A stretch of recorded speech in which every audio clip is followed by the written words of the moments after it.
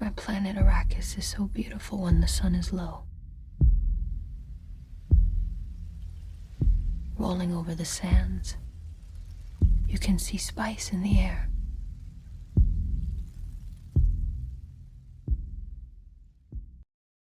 Welcome to Read, Watch, Play, your weekly dive into the stories we love and how they're adapted, discussing the genesis of our favorite books, movies, games, and our sometimes not so favorite adaptations of those. We are coming to you live from the deserts of Arrakis. This is episode 5. Today we are talking all about the epic sci-fi fantasy Dune. My name is Randy Barrage. I'm here with Nick Hinkson, who thinks he can ride Shai Hulud, but really he takes more baths than Baron. Let's ride some worms.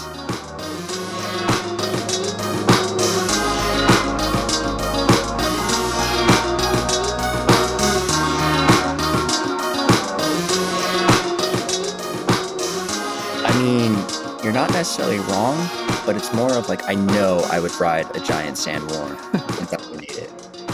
If I've said it once, I've said it 1,000 times. I've got that main character energy. I'm doing kickflips on these sandworms. That would make Tony Hawk jealous, Randy. Yeah, I'm more like that desert mouse than main character. But I was a big fan of that little desert mouse. He was a cute little guy in the movie, which I felt like was a nod to Star Wars. I don't know if they were in the Dune books. They are in the Dune books. Actually, Okay.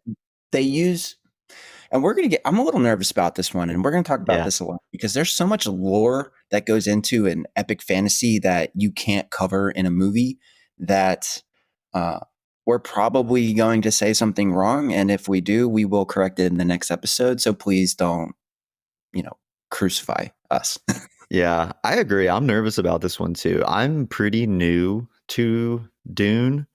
I struggle to just say Dune normally. I just want to scream Dune every time. I don't know why. It's like all caps in my brain. But it's an intense series of books, and it's so fever dream that it's tough to wrap your hands around. And I'm also just not as entrenched as I am with a Lord of the Rings, where I feel I know it inside and out. And I also don't really know how to say half the things in this book. So I'm pretty nervous about this one. I'm a new Dune head, but I'm starting to, be a card carrying member of the Dune clan, Okay. let the spice flow. But I am nervous because I'm not as steeped in it as many people are. But I'm glad you're also feeling nervous. I'm just going to come out and say it. I've only read the first Dune book, and I have no intentions of reading anything else in the Dune universe.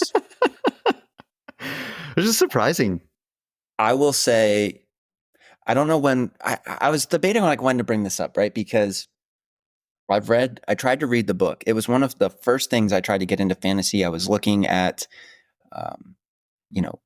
what some of the massive, legends of the genre were. And Dune was one that kept coming up over and over and over. And there was a bunch of adaptations of it already. So I was like, oh, I can watch some stuff too. And I read it. And after about 50 pages, I put it down for 10 years. I mean, the only reason I picked it back up to read was for this. And I DNF'd it so fast. I was like, this is ridiculous.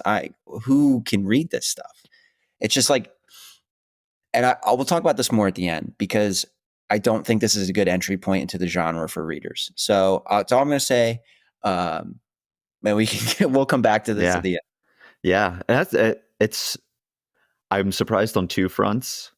One, I was surprised you came back and finished it, or at least got to, I don't know if you finished the book or just read up through where the movie tailed off.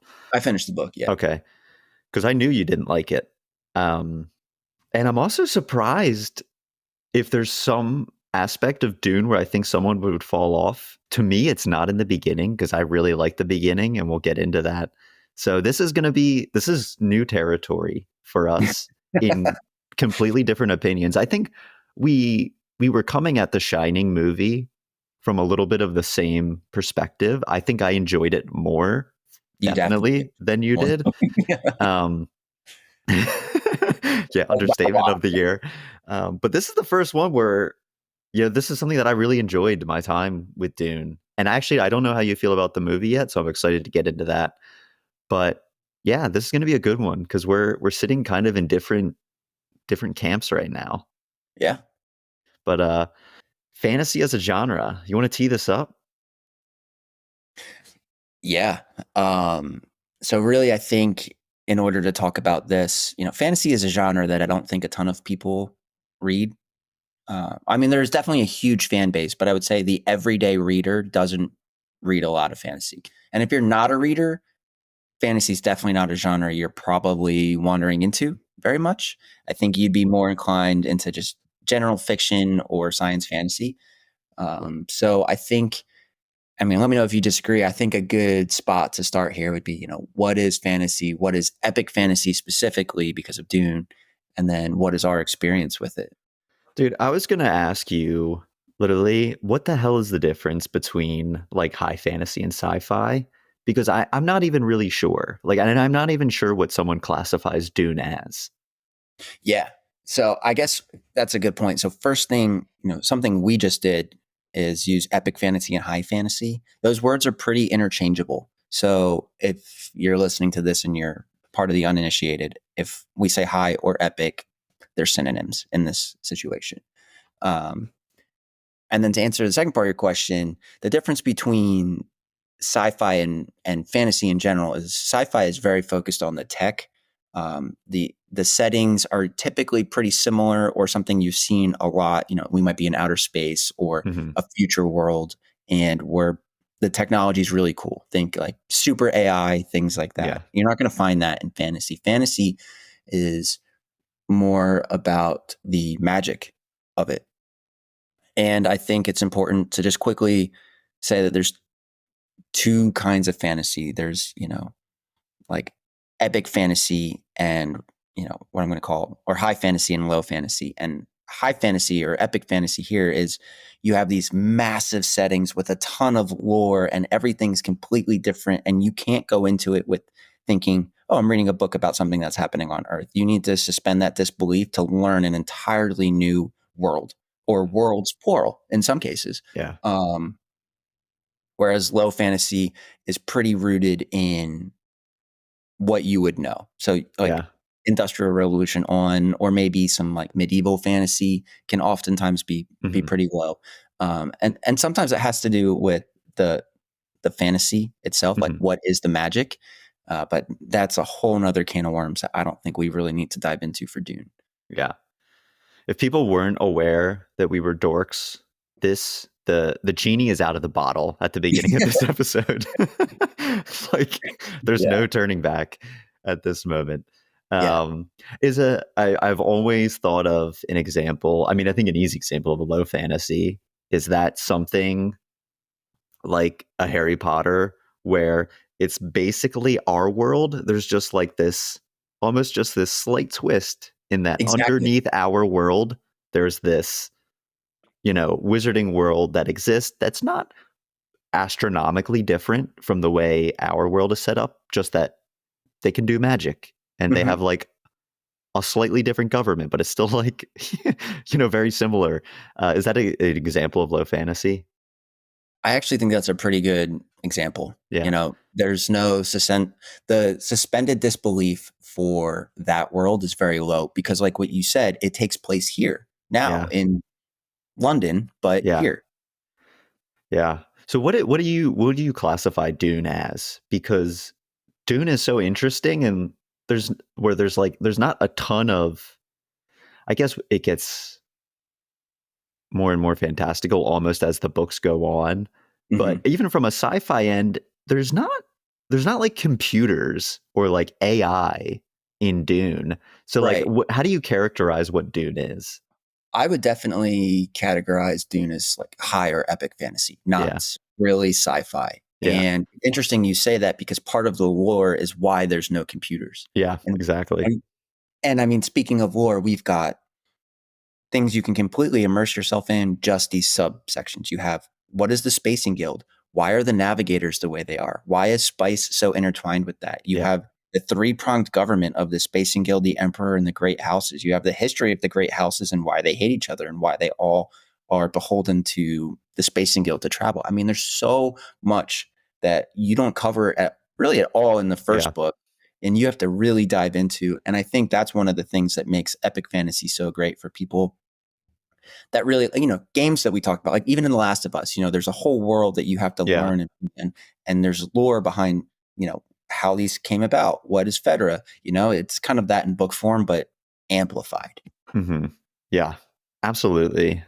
That makes complete sense. You have to be like obsessive to really understand what's going on, because in just a surface level read or watch, you're not going to understand the entire lore. What do you like or dislike about fantasy? Well, first of all, I'm a slut for a good setting and a well-developed magic system. Yeah. And I know we're trying to keep it like high level, just what people need to know here, but something, I like those things, and something that's going to blow up a Reddit forum, where you're going to have a Reddit forum just about how the magic system works. I mean, a great example of this is Brandon Sanderson.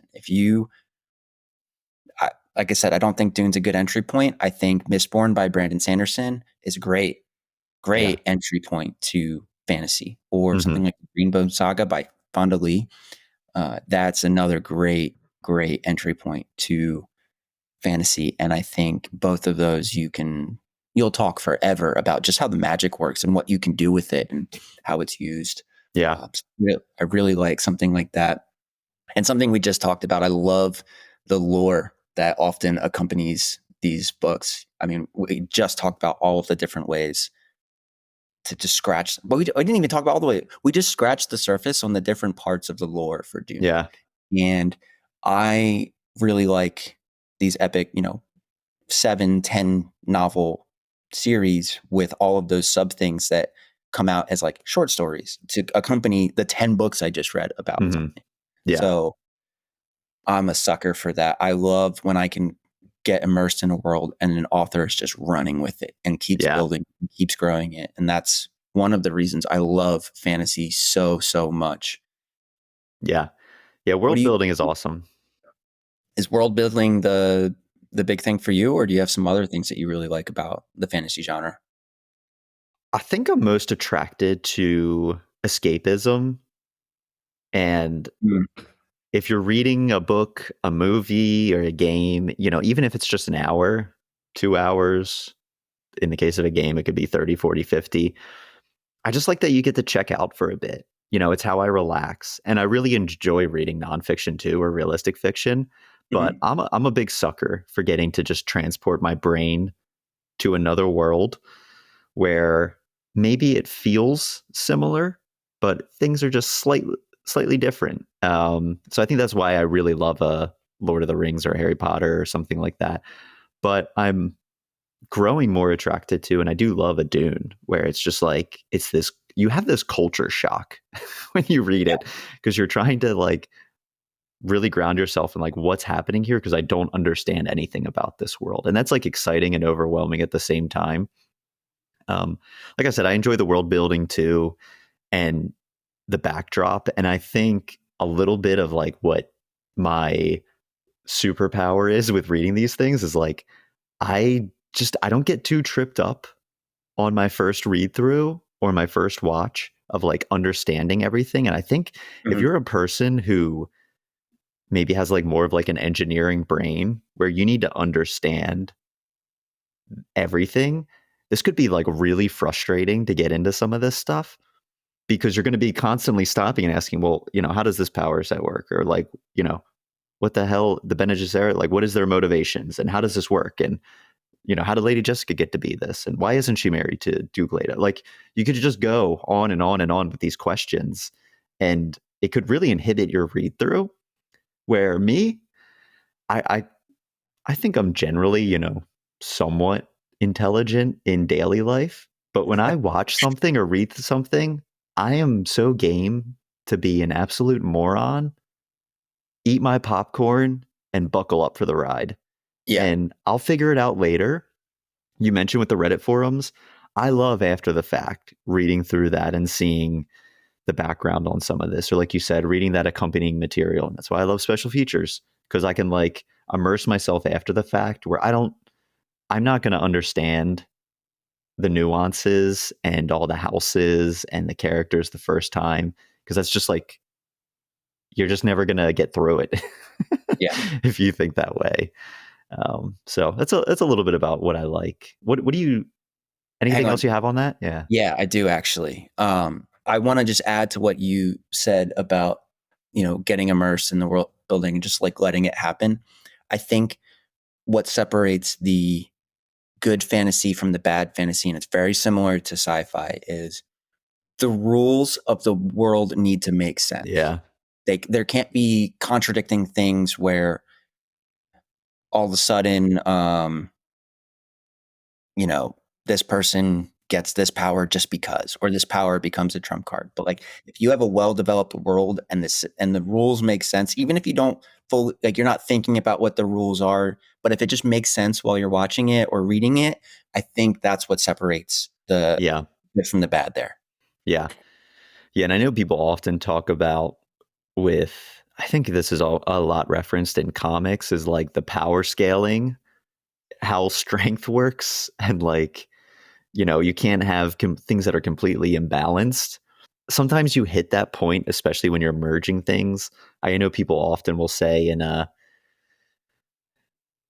take, a huge example, the Marvel Cinematic Universe, and you get to an end game and you have this big bad of Thanos, and you have gods like Thor, and then you have Hawkeye there who literally just shoots arrows. And it's like the powers are like, they're so mismatched. But I think that's a little bit of the charm of something like Marvel, where you just sometimes have like, these regular Joes and Janes like doing their thing. But that can often create some challenges if like the power scaling feels off.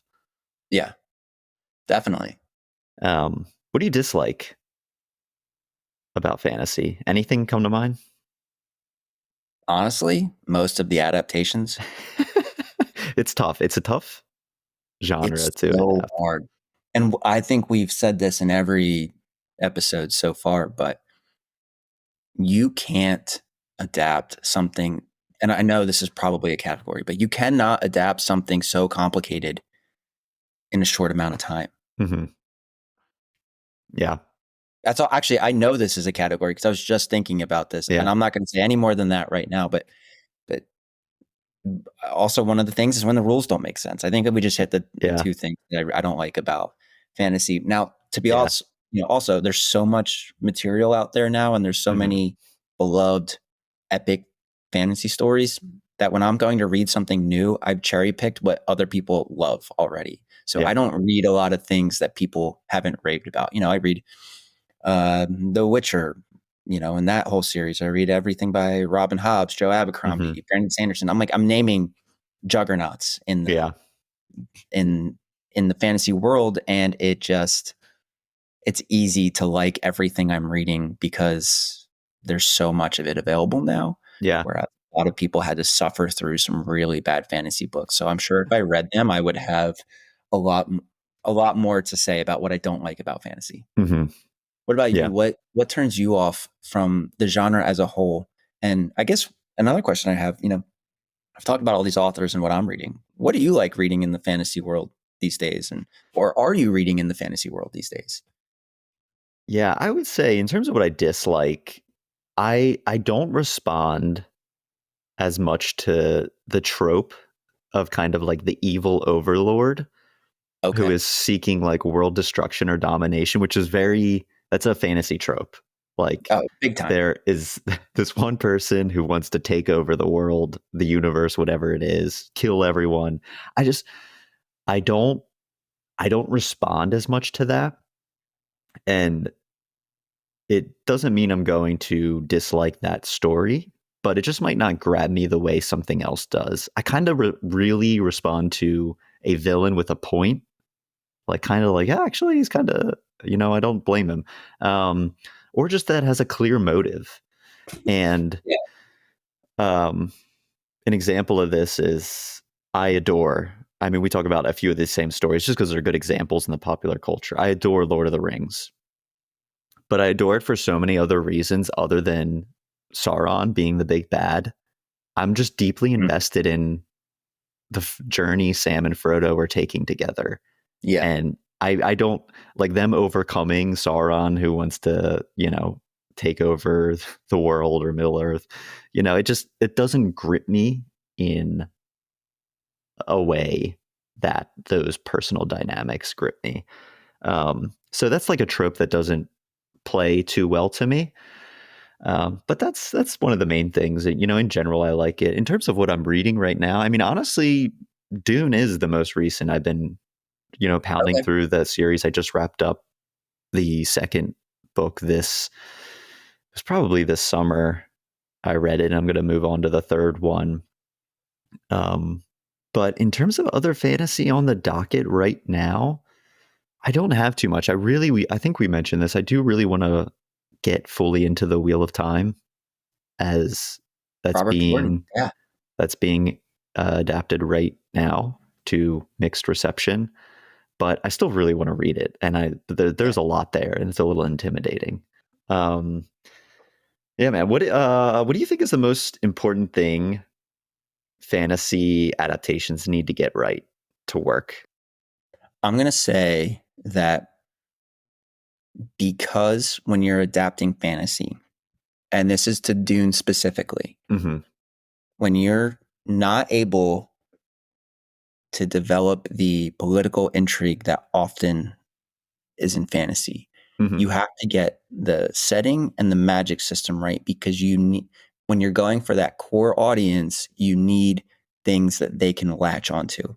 Yeah. And if you're getting rid of, and we're going to talk about this because I think you and I are going to have some of the same thoughts about what was excluded that should have been included. Mm-hmm. And when you're removing those things, you need those foundational rocks that the core audience can grab onto and is willing, and will make them more willing to accept what you've removed. Yeah, I don't know if I would go as far as to say I disagree that setting is important, but I think like my for sure avenue of like what, and I think this is just my bias with story, is that I'm so character driven, and it's not that you're saying you're not character driven, but I just at the end of the day, I just need to care about the people I'm spending time with, and wherever that's taking place, I'm cool with. I literally can watch a movie of two people sitting in a room talking, like if I like the dynamic with those people. Like I'm a sucker for a movie where nothing happens. It's just dialogue. And The Lighthouse. yeah, we just watched that literally like a couple weeks ago. And I love that.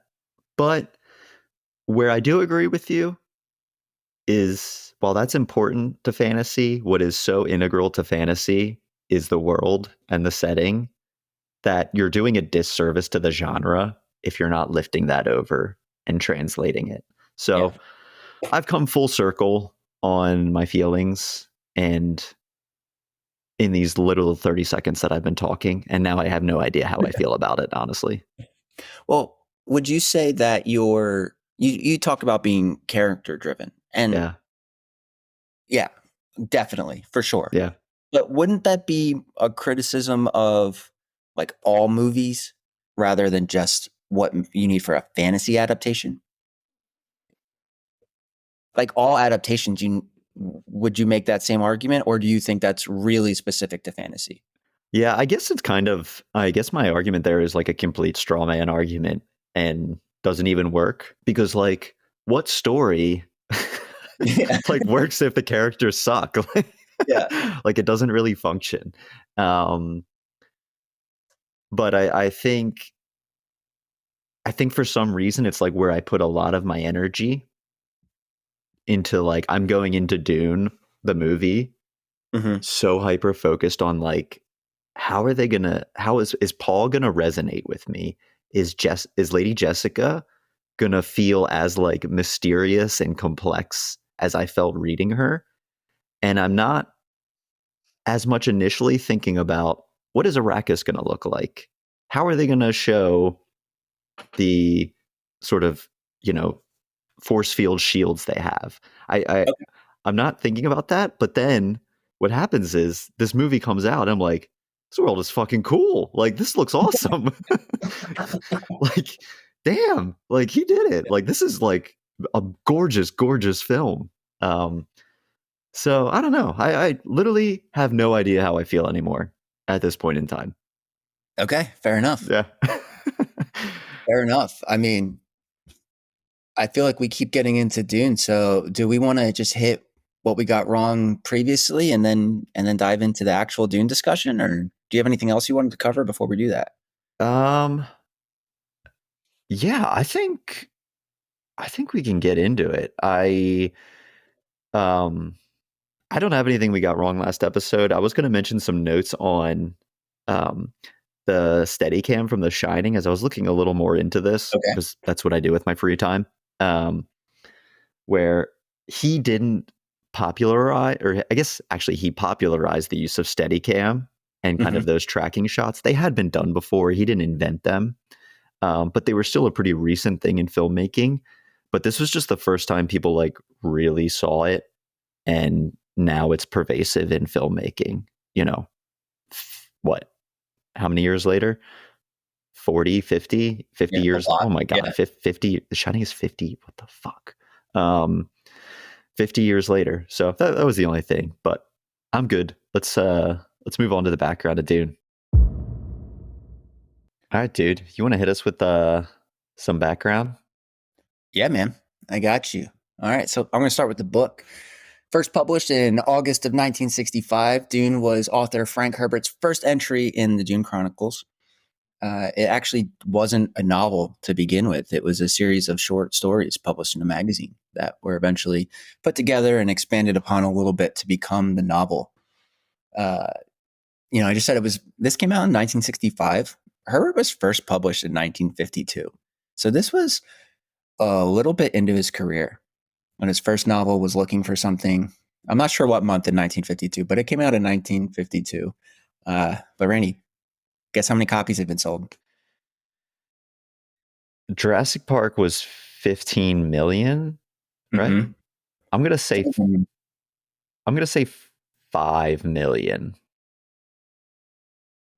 Nope. More? You are way short. Way short. 10. You are halfway there. Is it more than Jurassic? Yeah. Damn. 20 million. Yeah, 20 million is what it says on. The novel has been translated into more than 12 languages and has sold almost 20 million copies. Damn. Where does that rank in? I mean, that's got to be up there all time. That's like, for sure, top 100 books all time. I don't know where that ranks, but it's definitely number one on our list. Yeah, I'm going to write that down to check out. So if you hear me writing. Yeah. Also, a lot of places call it science fiction, and I don't know that I would put this firmly in the science fiction category. I think, especially back then, they were too intertwined. Like fantasy and science fiction were too intertwined. And I don't know. I can see it, but I still think it's fantasy. Yeah, I think it was categorized as sci-fi because it's like outer space. Yeah. I think that's why.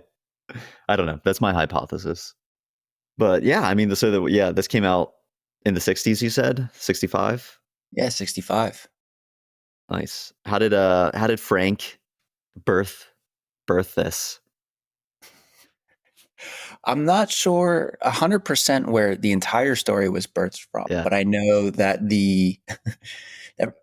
Frank was reportedly influenced by sand dunes in Oregon. Yeah. And special mushrooms for the spice.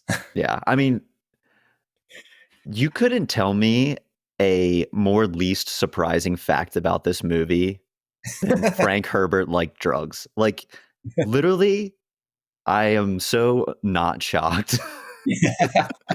Like, if you come away reading this and think this man has never done anything in his life, I'm just going to be honest, like, you're a moron. Yeah. What it's going to be alive, the 60s, huh? Yeah, I'll say two things. One, I had no idea there were sand dunes in Oregon.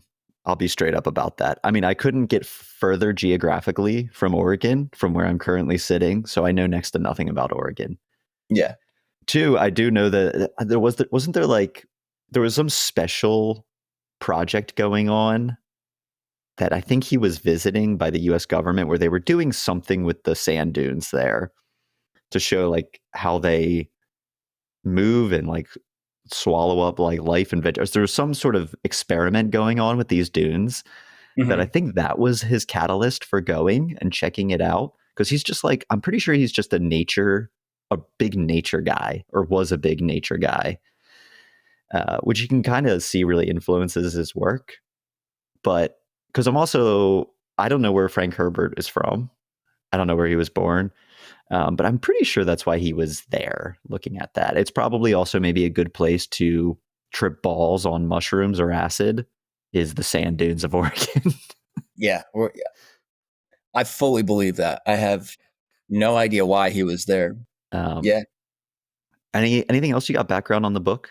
When it was first published, it won the first Nebula Award, which is like a big science fiction writing award. And Nice. it started in the 60s and he won the first one. Don't really think I need to put more context there, Yeah. but if anybody wants to know, let me know and I'll do a whole deep dive on the Nebula Award. Yeah. Sounds good. But then we got the movie. Before the movie, real quick. Oh, I'm sorry. Just want to cover, and correct me if I'm wrong, I know there's 5 official Dune books by Frank Herbert. And then there's a ton of expanded universe stuff from this guy, Kevin J. Anderson. I've only read the first 2 Dune books so far. And we just talked about this. You've only read the first one, correct? Yeah. And I'm pretty sure the Kevin Anderson stuff, from what I understand, I haven't looked too deeply into it yet because I want to wrap up the original stuff.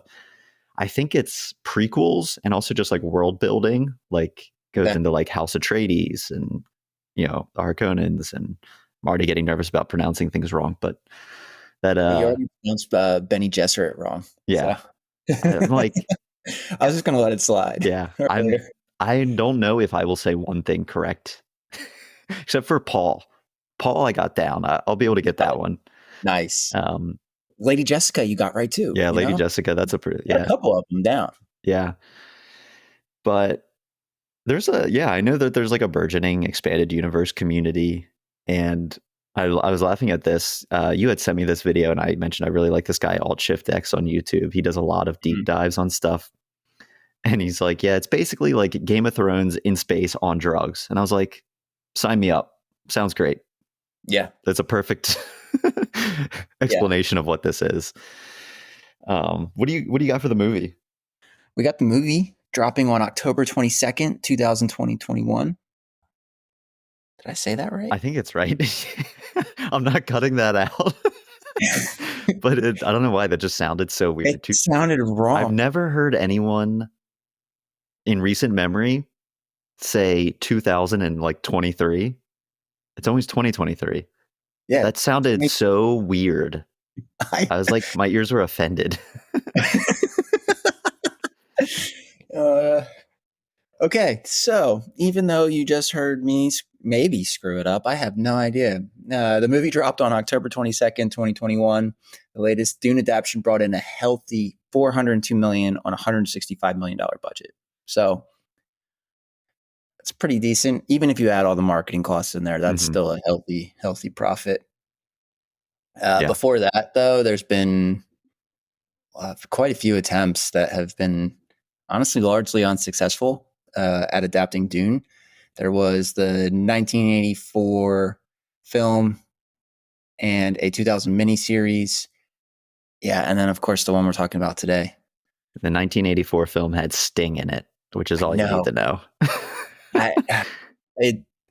I put a little bracket for like who starred in these things, and I meant to put that and I forgot. And I'm so glad you did it. I'm so glad you brought that up. Yeah.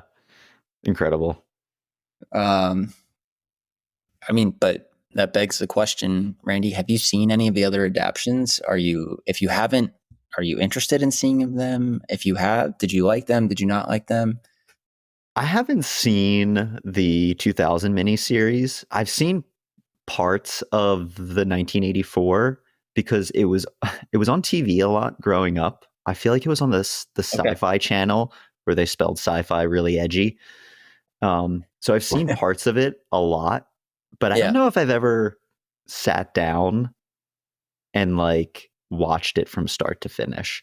But it's wild, and I know that it's kind of a cult classic these days among Dune fans. Like old hardcore Dune fans love it because I mean, who doesn't love getting to see something that they care about adapted, onto the Yeah. screen?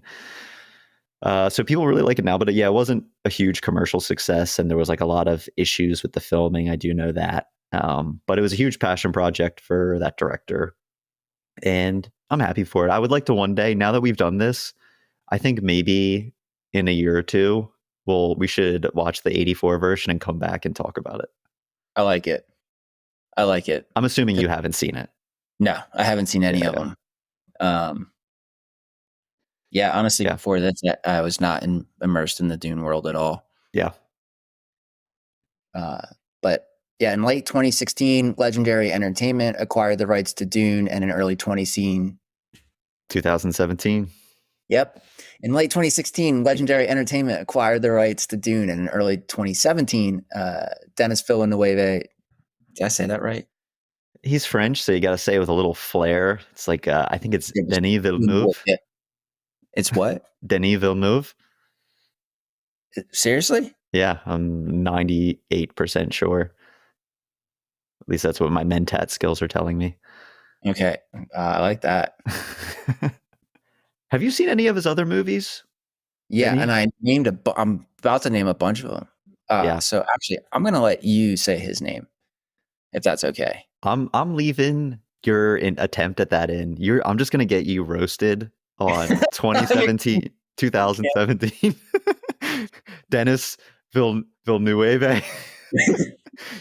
You sounded really like you're from Texas there. Yeah, that Denis Villeneuve. Jeez. Please leave the 2017 and cut his name. Please do that for me. Yeah. If we ever have a French person listening to this podcast, we're going to get canceled so hard in France. Roast in France. Yep, we're not welcome in Paris anymore. But just for some context, he's directed some absolutely fantastic films, just bangers. I mean, you've got Arrival, Sicario, Blade Runner 2049. And I think, honestly, and we'll talk about this a lot in the categories, the way Dune looks and feels, it's so evident that he's also made those movies. Yeah. There is few modern directors of kind of this new camp of people who are really sort of coming out that have such a flair like he does, and just that complete style. I haven't seen Sicario, but it's one of the highest on my watch list because I hear it's so good. You need to put that at the top of your watch list. I hear it's incredible. I don't know what your plans are tonight, but cancel them. That movie is incredible. I hear it's intense. Oh, it's so intense. Yeah. But yeah. I think, especially with Sicario, the way the action scenes were filmed, I feel that a lot with Dune. Yeah. That's awesome. I mean, Dune was you were saying that this is a big passion sort of goal for him to do this, right? Yeah. DV has said it is a long, like, call him DV now. DV has said, like, as long as he's been filmmaking, this has been an ambition of his, is to make Dune into a perfect adaptation. Yeah. That's awesome. Yeah, he's got a real interesting kind of catalog of films. Like he's someone who I think he's at the point now where when he's putting a movie out, people are generally like, yeah, I want to see this. This is going to be good. Like he has a little bit of that juice at the moment. Yeah. And he's earned it. That's not like he's had one project and people are like, oh yeah, he did this. I got to see it. I mean, those 3 movies I just named, they're not his entire catalog. They're just the ones I cherry picked. Yeah. So he's great. He really is a very talented filmmaker. You know, I've obviously seen Sicario and loved it, but I don't think it was until Arrival that DB became a household name for me. Yeah. Where he did it again for me. So I saw Sicario, then I saw Arrival, and actually I don't know that that's true. It might have been the other way around. Mhm. But after I had seen both of those and loved both of those movies, he earned exactly what you were just talking about. When he puts his name on a movie, I want to go see it now. Yeah, absolutely. What else you got on the background of this movie? Dude, I mean, speaking of how good of a filmmaker he is, did you know that Arrakis was filmed in 3 different locations? I didn't. If you had to guess, just pick one. Yeah, I mean, I watched a little bit of the special features. That's why I thought I you watched a little bit. Yeah, Yeah. I actually, I'm not sure on the 3, but I know that Jordan was one. Yeah. And the United Arab Emirates was That's one. 2. I don't know what the third is. Hungary. That the invasion scene was filmed in Hungary. Oh, nice. Okay, cool. And there's a lot of movies filmed in Hungary. They must have like filming tax credits there or something. It's also just super, like, it feels very diverse in geography. So you can hit a lot of different locations in a short amount of, or a relatively small amount of space compared to like the US. Yeah. And also Kaladin was Norway. Mm-hmm. So, That's I mean, cool. they were all over filming, and that must have been so cool. Yeah. To be honest, that just feels so cool. Yeah, to have I agree. those locations and filmed. And actually, this is pretty fun. I got one more thing. Nope, I've got a couple more things. But according to a Screen Rant article in November 2021, a group of Twitter users under the handle The Spice DAO bought a rare pitch book for Dune for 2.66 million euro, which is approximately $3 million USD. The original asking price was only $25K. And what the article goes into is like, looking back, they may have thought buying that book was going to give them rights to film things in the Dune universe, because right after they bought that in January 2022, they announced that they were making the book publicly available and creating animated miniseries based on it.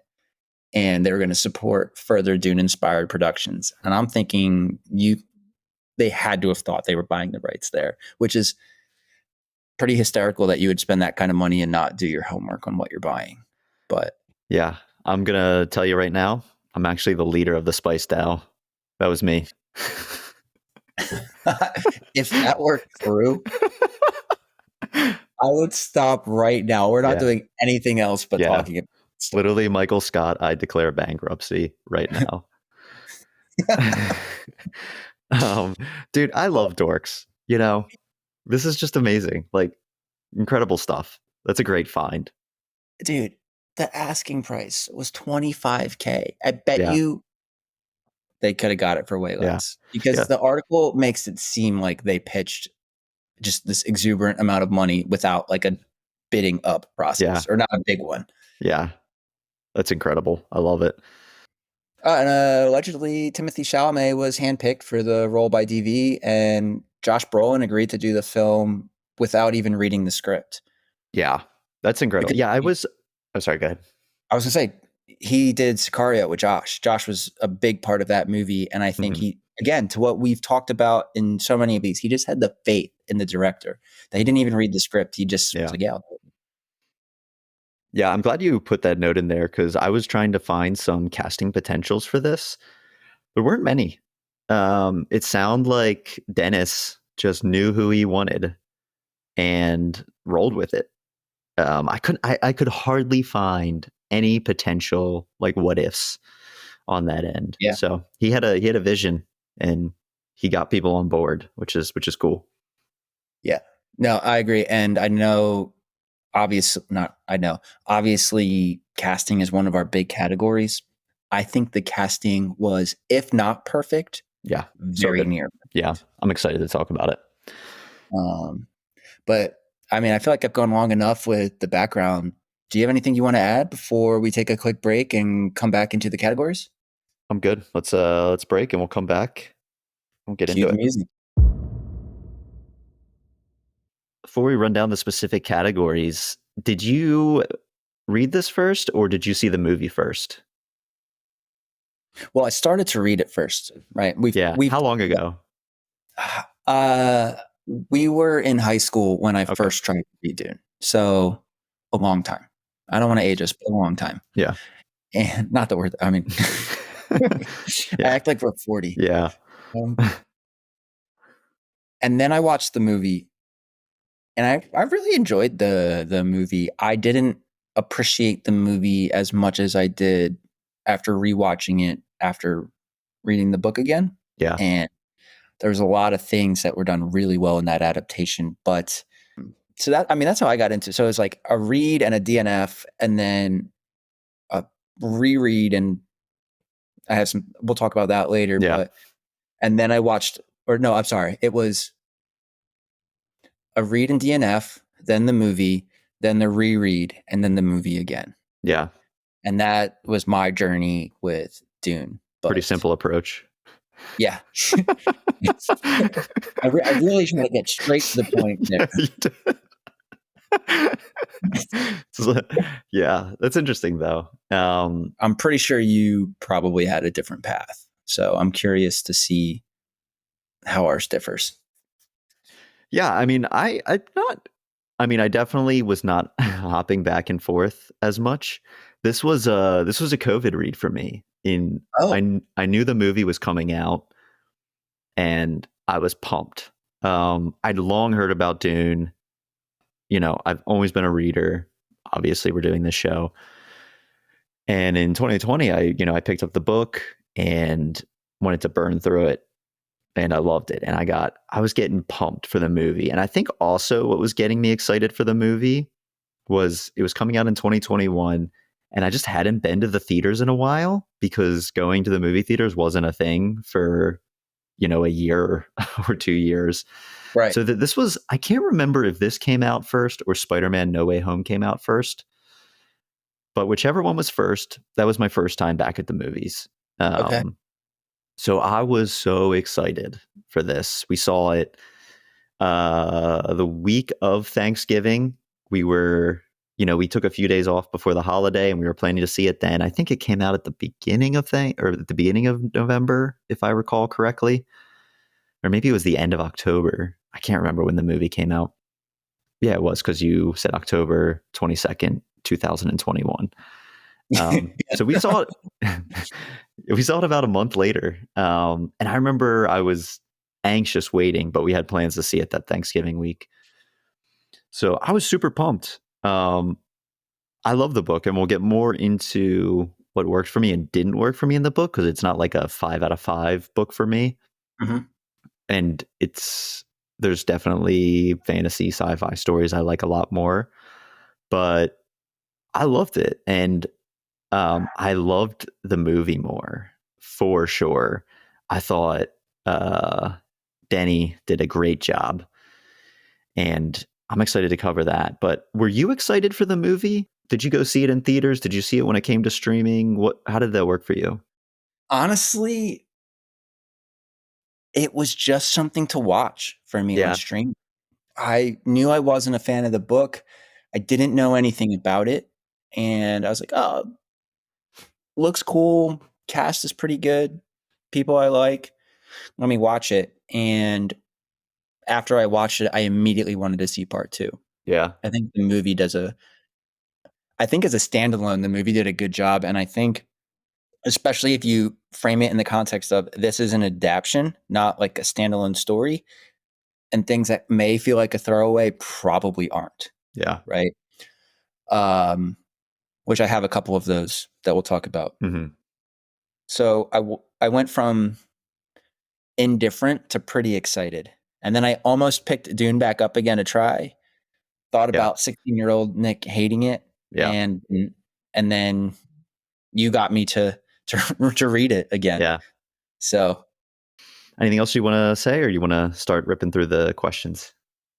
No, I think we can start ripping through our categories. I know we already talked about the most important things I need to get right. So I'm curious to hear, what did the book do well for you? For me, which I know is polar opposite to you, it started off so hot for me. I was immediately locked in to the world and kind of the political scheming going on. I really liked Paul right away. And I just found their initial time on Caledon like really interesting, and getting the background on House Atreides and their arriving in Arrakis extremely captivating. And I remember like the hunter killer, coming in to try and get Paul. And you can just feel this anxiety that something is going to happen to Leto. And that first dinner scene, I was so pumped at the beginning of this book. I was like, I am in. Like, what is going on here? Like, why are they coming to Arrakis? So I was really excited about what the book did there.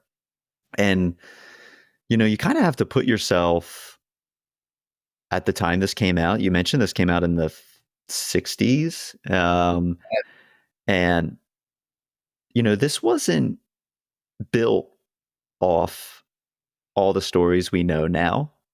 Like, all the stories we know now were built off of this and Lord of the Rings. Anything within the sci-fi fantasy world, it's like those two are kind of like the giants that a lot of modern sci-fi and fantasy like kind of came off of. And that's cool. And so the things that Frank Herbert was doing, and J.R. Tolkien was doing, were doing, was that was new. Like, these weren't solidified tropes yet. So I think that's really cool. Yeah, I think it's interesting you say that, because one of the things I feel like we haven't really explicitly said is these books, they're all great stories. The story is very good. And I think from like a beat perspective and what's happening, Yeah. really enjoyed Dune the second time I read it after watching the movie and being a more experienced fantasy reader. And you said it perfect. I think it has a lot of what modern fantasy has. And one of those things is the political intrigue and the political sparring in the background of everything else that's happening. And the Dune book really has a lot of that. And the way it's done is great. Yeah. I think. And I just think you absolutely nailed it with those points. When you first read it and you didn't finish it, what wasn't clicking for you?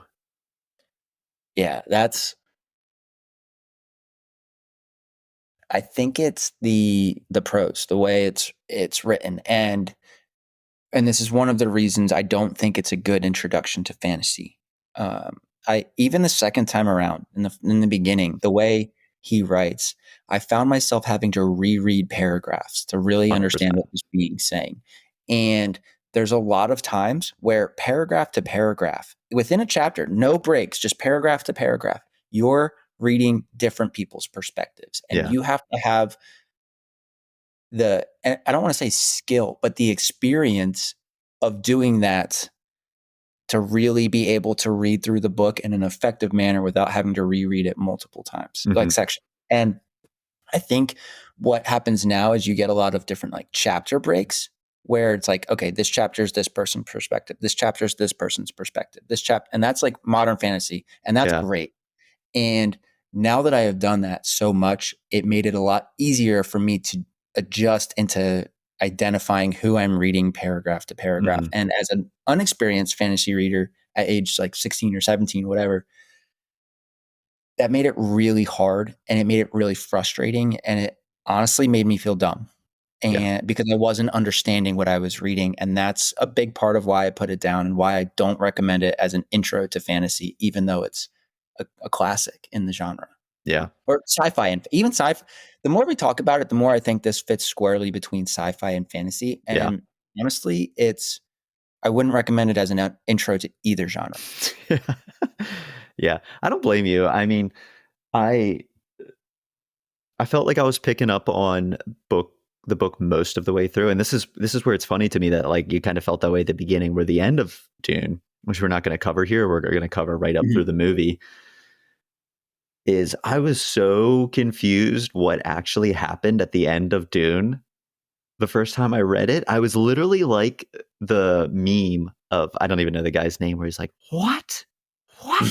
Like I'm like, I have no idea what just happened Yeah. here.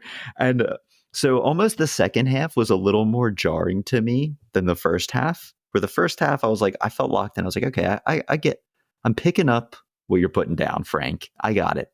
Second half, I'm like, too many shrooms. What the hell is happening right now? Yeah. And Yeah. that's interesting. Like, that's actually really interesting that you and I are the exact opposite there. And even because like I said, even the second time reading it, I struggled for the first like 50, 75 pages. But then from like 50, 75 through the end of book one, we'll say, Yeah. for the sake of this podcast, I kind of got into the flow of the book and there was less that I had to reread. And I don't know, I really think that's interesting that Yeah. and I agree, like the end of the book is like what? Like what? And I did reread the end of the book again, the Yeah. same way I had to reread the beginning of the book. But it's interesting that you were just like from the get-go, just like, yes. And I was that's a big place that you and I differ, I think. Yeah. So far in the podcast, that might be the biggest difference we've had. Yeah. Yeah, it's crazy because like I mean this maybe is one of my favorite introductions to a fantasy story ever. Like I loved the beginning. But I know what you mean about feeling. What were you going to say something to that? Yeah, I actually agree with you from a Yeah. story perspective, and the Yeah. way it was done in the movie and watching it, Yeah, just his writing. loved it. Yeah. Reading it, I felt dumb. Yeah. I felt No, and that's not a good, like that's tough. This is not a book where you can be casually reading. Mm-mm. You got to kind of have your thinking pants on here. Yeah. And another thing, and I don't know if we've talked about this on the podcast, but one of the things that I do is I typically read 2 or 3 books at a time, and I have an audiobook that I'm Oof, listening yeah, to. that's tough to do with this one. I couldn't. I stopped reading the other books I was reading. I was reading Killers of the Flower Moon and a different fantasy book, and then I was listening to The Lies of Lacomora, which is an incredible audiobook, and I'm sure it's a great read too. It's Yeah. if you're interested. And I stopped all of them and just read Dune straight through and spent all of my time reading Dune because I found I would read, maybe I read 50 pages in the morning of Dune, and then I was good. Oh, before bed, I'll read a little bit of Mm-hmm. Killers of the Flower Moon. And then I went back to Dune and I was confused. So because I couldn't do it. So just because of the way it's written, because I've done it before with other books. I didn't see why I wouldn't be able to do it with Dune, but I just couldn't. So I think that's a great point. You said. It's truly Oscar explaining how budgets work to Michael Scott, where I'm like, explain it like I'm 5. Explain it like I'm 3. Like I'm like, Frankie, you got to give me a little more here because I'm not picking it up. Yeah. What do you think the movie did well? Ooh, I think the movie did a lot well. And to what I've said about a fantasy adaptation or a sci-fi adaptation, it nailed the setting. It was so cool visually. I mean, that's my first thought with the movie. And I don't know if that was yours or not, but I also get very heavy like Star Wars vibes from the visuals. Like Star Wars, like Rogue One, Episode 7, like that era of Star Wars, I feel like I just kept getting that feeling in those movies, but also super unique to Dune. Yeah, I think actually what I think is a strength of Dune is while you're going to naturally, I mean, Star Wars is, you can watch something in outer space without thinking of Star Wars and comparing it. It's just so big. But I think one of the strengths of this movie and what our guy Dennis did here was it does feel different and it looks different, at least in my perspective, to Star Wars. And you can see how he maybe took what was done in those movies, especially I agree with like the more modern ones like a Rogue One, but kind of gave it its own feeling and vibe in Arrakis, and I appreciated that. But I mean, I couldn't agree with you more. I'm not sure if there is a better movie aesthetic that I've seen in the past like 5 years than Dune. It is one of the most gorgeous looking movies that I've seen in a long time. Very well shot, beautiful locations. Yeah. Yeah. I mean, and this wasn't an easy feat. I mean, they have said that this is like an unfilmable text, Dune. There've been so many tries at doing this. You kind of rattled a few off at the beginning of other attempts. And DV, he did it. Like, and the crazy thing to me is that this doesn't feel campy or cheesy at all, the movie, At all. when it is so easy for this and the way that like the things that are involved in the story. And don't get me wrong, I love some good camp. Like I'm all about the cheese. But he just like it does, none of it feels ridiculous or that far from reality when it's such a wild story. And I'm like, I don't know how he did it, honestly. Master storyteller. Yeah. I have a couple more things. Yeah, hit me with them. Timothée Chalamet's hair. Perfect. The entire movie, his hair is perfect. And I'm just like, I can't get my hair. I could spend all day on my hair and it's never going to look the way I want. And Timothée Chalamet's doing fight scenes with perfect hair and it's beautiful. I got to propose something to you. Is this the widest spectrum of ugly to beautiful that exists in a movie between characters with Baron? And then in House Atreides, you got Timothée Chalamet, you got Oscar Isaacs. I mean, you are going from literal repulsion to just like, am I the same race or am I human as well? Looking at Oscar Isaacs, I'm like, how does this even work? No, I actually really don't like looking at him because I feel very inadequate. He is a gorgeous man. He is. Yeah. That beard he has too in this movie, the little bit of the salt and pepper going on. Come on. Yeah, this is the widest. You and me. This is the widest gap in attractiveness since Danny DeVito Penguin and Michelle Pfeiffer Catwoman that has existed in a movie. That's great. This analogy. Is why the Baron is set out to kill House Atreides, is because he's just like, you have Jason Momoa as your soldier, and I look literally like I've been a puffed up Teletubby in this bathtub. It's just wild. Honestly, I can't argue with anything you just said. Yeah. But the cast, I mean, you hit on it too. I mean, outside of his hair, the cast, I know we're going to get to casting a little bit later, but just excellent overall. Yes. Yeah, I can't wait to talk about casting with you because I have so many thoughts on what, not only why they were the perfect casting, but what they did well to really properly play these characters. And there was a couple where I didn't appreciate it until I reread it. Mm-hmm. And then once I read, Dune up to the end of book 1, at least, I said, oh my God, this was perfect. You really did a service to Frank Herbert, to these characters that DV loves and why he wanted to make this movie.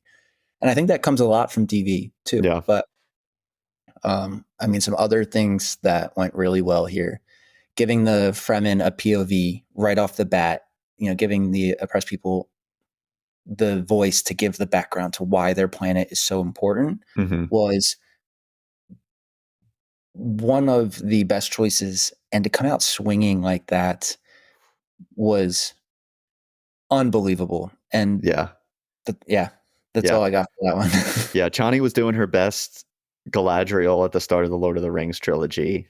And I don't want to step on best quote, but that might take it for me. Like, my planet Arrakis is so beautiful when the sun is low or whatever it is. I'm just like, immediately. I'm just like, fuck yeah.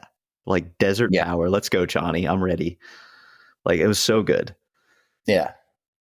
And actually, I mean, kind of to the point of giving them that POV, I think not sticking to this book beat for beat in the beginning, Mm-hmm. Moving things around a little bit to give, to give context to scenes and changing it in a way that's true to the book, but filmed differently and slightly different. I think that was a great choice because with sci-fi and fantasy, and especially the fantasy elements of this book, you have new languages, you have new people, you have new Mm-hmm. settings, you have new technology, you have a magic system you have to learn.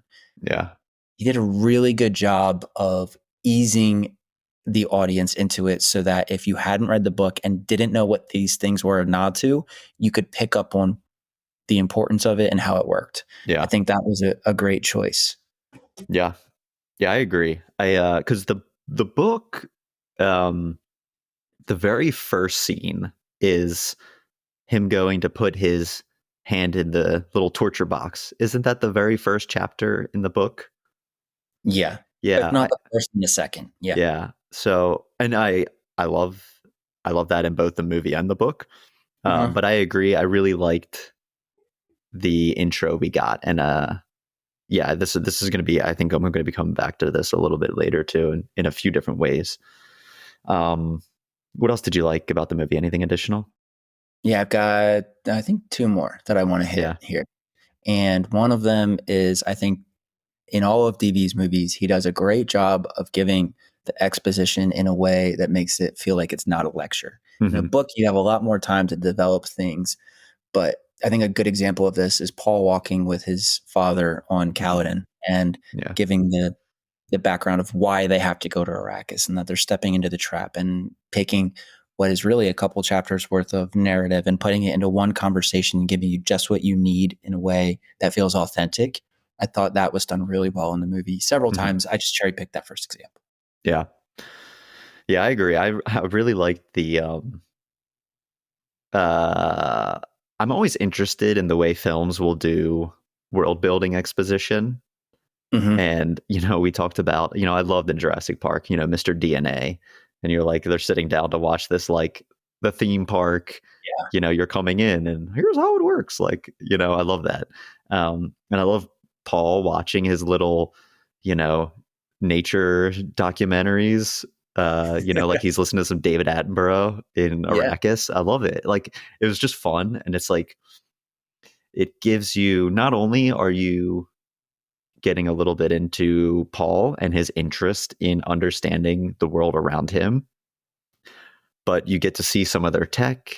You get to see the lore a little bit. So it's like doing all these things that are really fun and interesting. And I thought that was really cool too. The way he was kind of pitching this movie up at the beginning without it being like this data dump of what is Dune and what is this universe. Yeah. Yeah. It's a great example of show, don't tell. Yeah. And the last thing I think the movie did really well is the way they portrayed Duncan Idaho and Gurney Halleck. And the reason that I think is so important, despite the scenes they cut out for both of them. Yeah.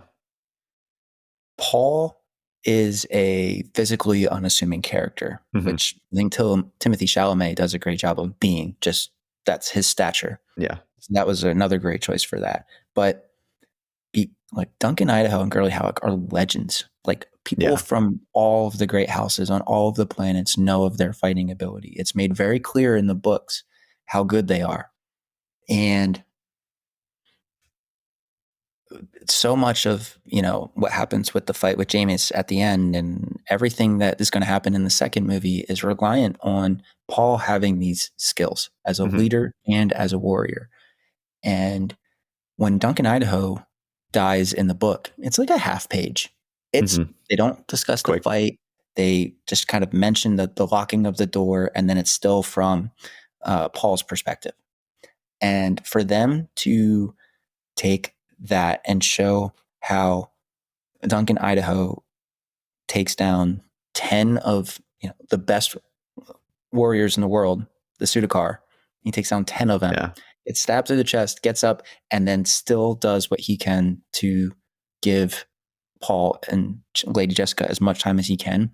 I think that was such a good choice. Yeah. Because then it instantly makes the rest of what Paul does believable, because that's who trained him. And you quickly see Gurney Halleck taking down Harkonnens like it's nothing. Yeah. Like, okay, he trained him too. So then Paul being a good fighter now makes sense, where it really didn't based on that one scene with Gurney in the beginning. But then they added these layers, and you're not consciously thinking, oh, this is why Paul's a good fighter. This is why Paul's a good fighter. But then subconsciously, you're like, oh, that makes sense. And it allows that scene to work. Yeah. The fighting scene with Jamis at the end. I think that was a really great choice. I really, really, really liked that. Yeah. Yeah. I'm sure we'll touch on it in casting, but I agree. I thought like Josh Brolin and Jason Momoa, you can just tell that this was not their first big IP type of movie role or show role. Yeah. Because they just command so much attention on the screen. Like they just know how to like really put that charisma on, and you're just drawn to them, and you can tell instantly why Paul loves Duncan and what his relationship is like with Gurney. I thought it was just, you said it better than I could have, but I really enjoyed seeing them both on screen. They were cast perfectly for their roles. And I know we keep saying that, and I know we keep saying we're going to come back to it, but you have to say it every time you talk about them. There's no other choice. I know.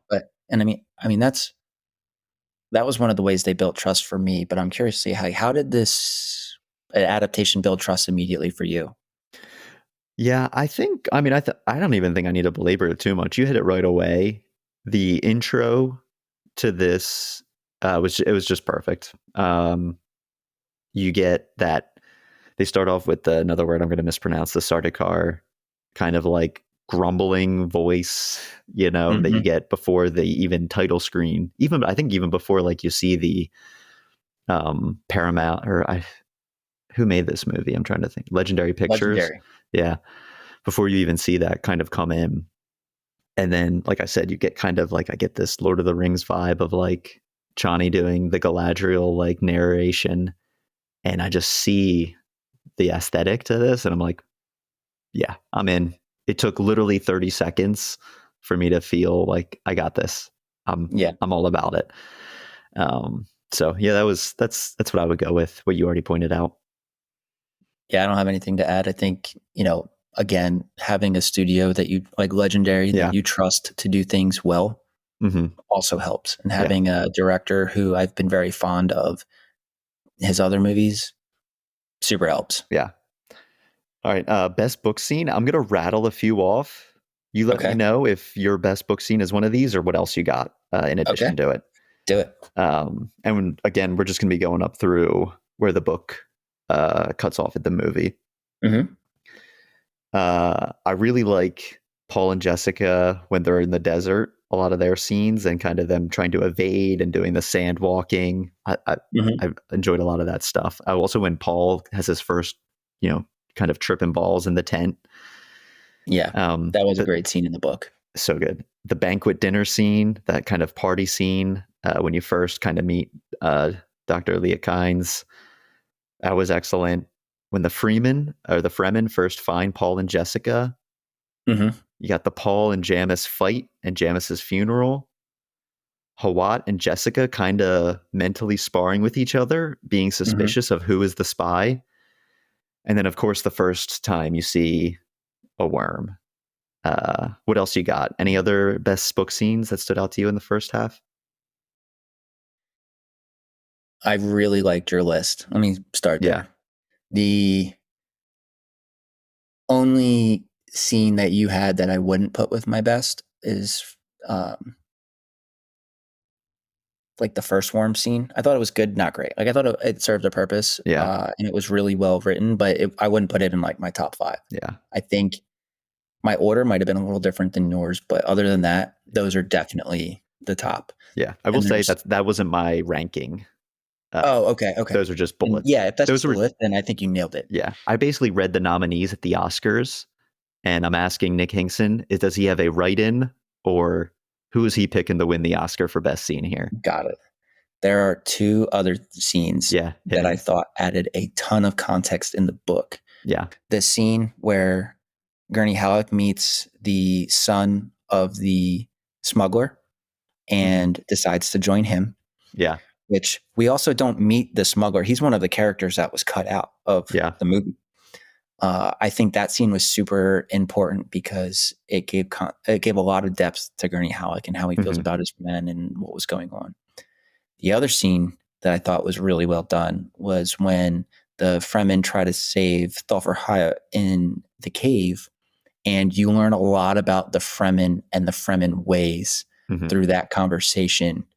And it also sets up, him going to the Harkonnens and believing everybody else is dead and needing a new Menitat. And I think those two scenes were really well done in the book, really well done in the book. They might be too. Yeah.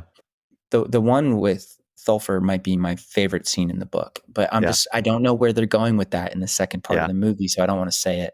What would you say if you had to pick? What is your ultimate book scene? Was it one of those you said?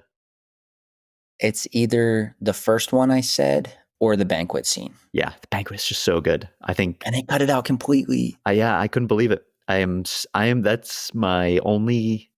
That's probably my biggest gripe. That's definitely in my.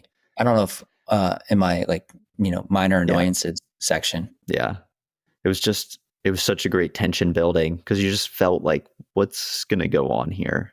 There's so much happening. In that scene.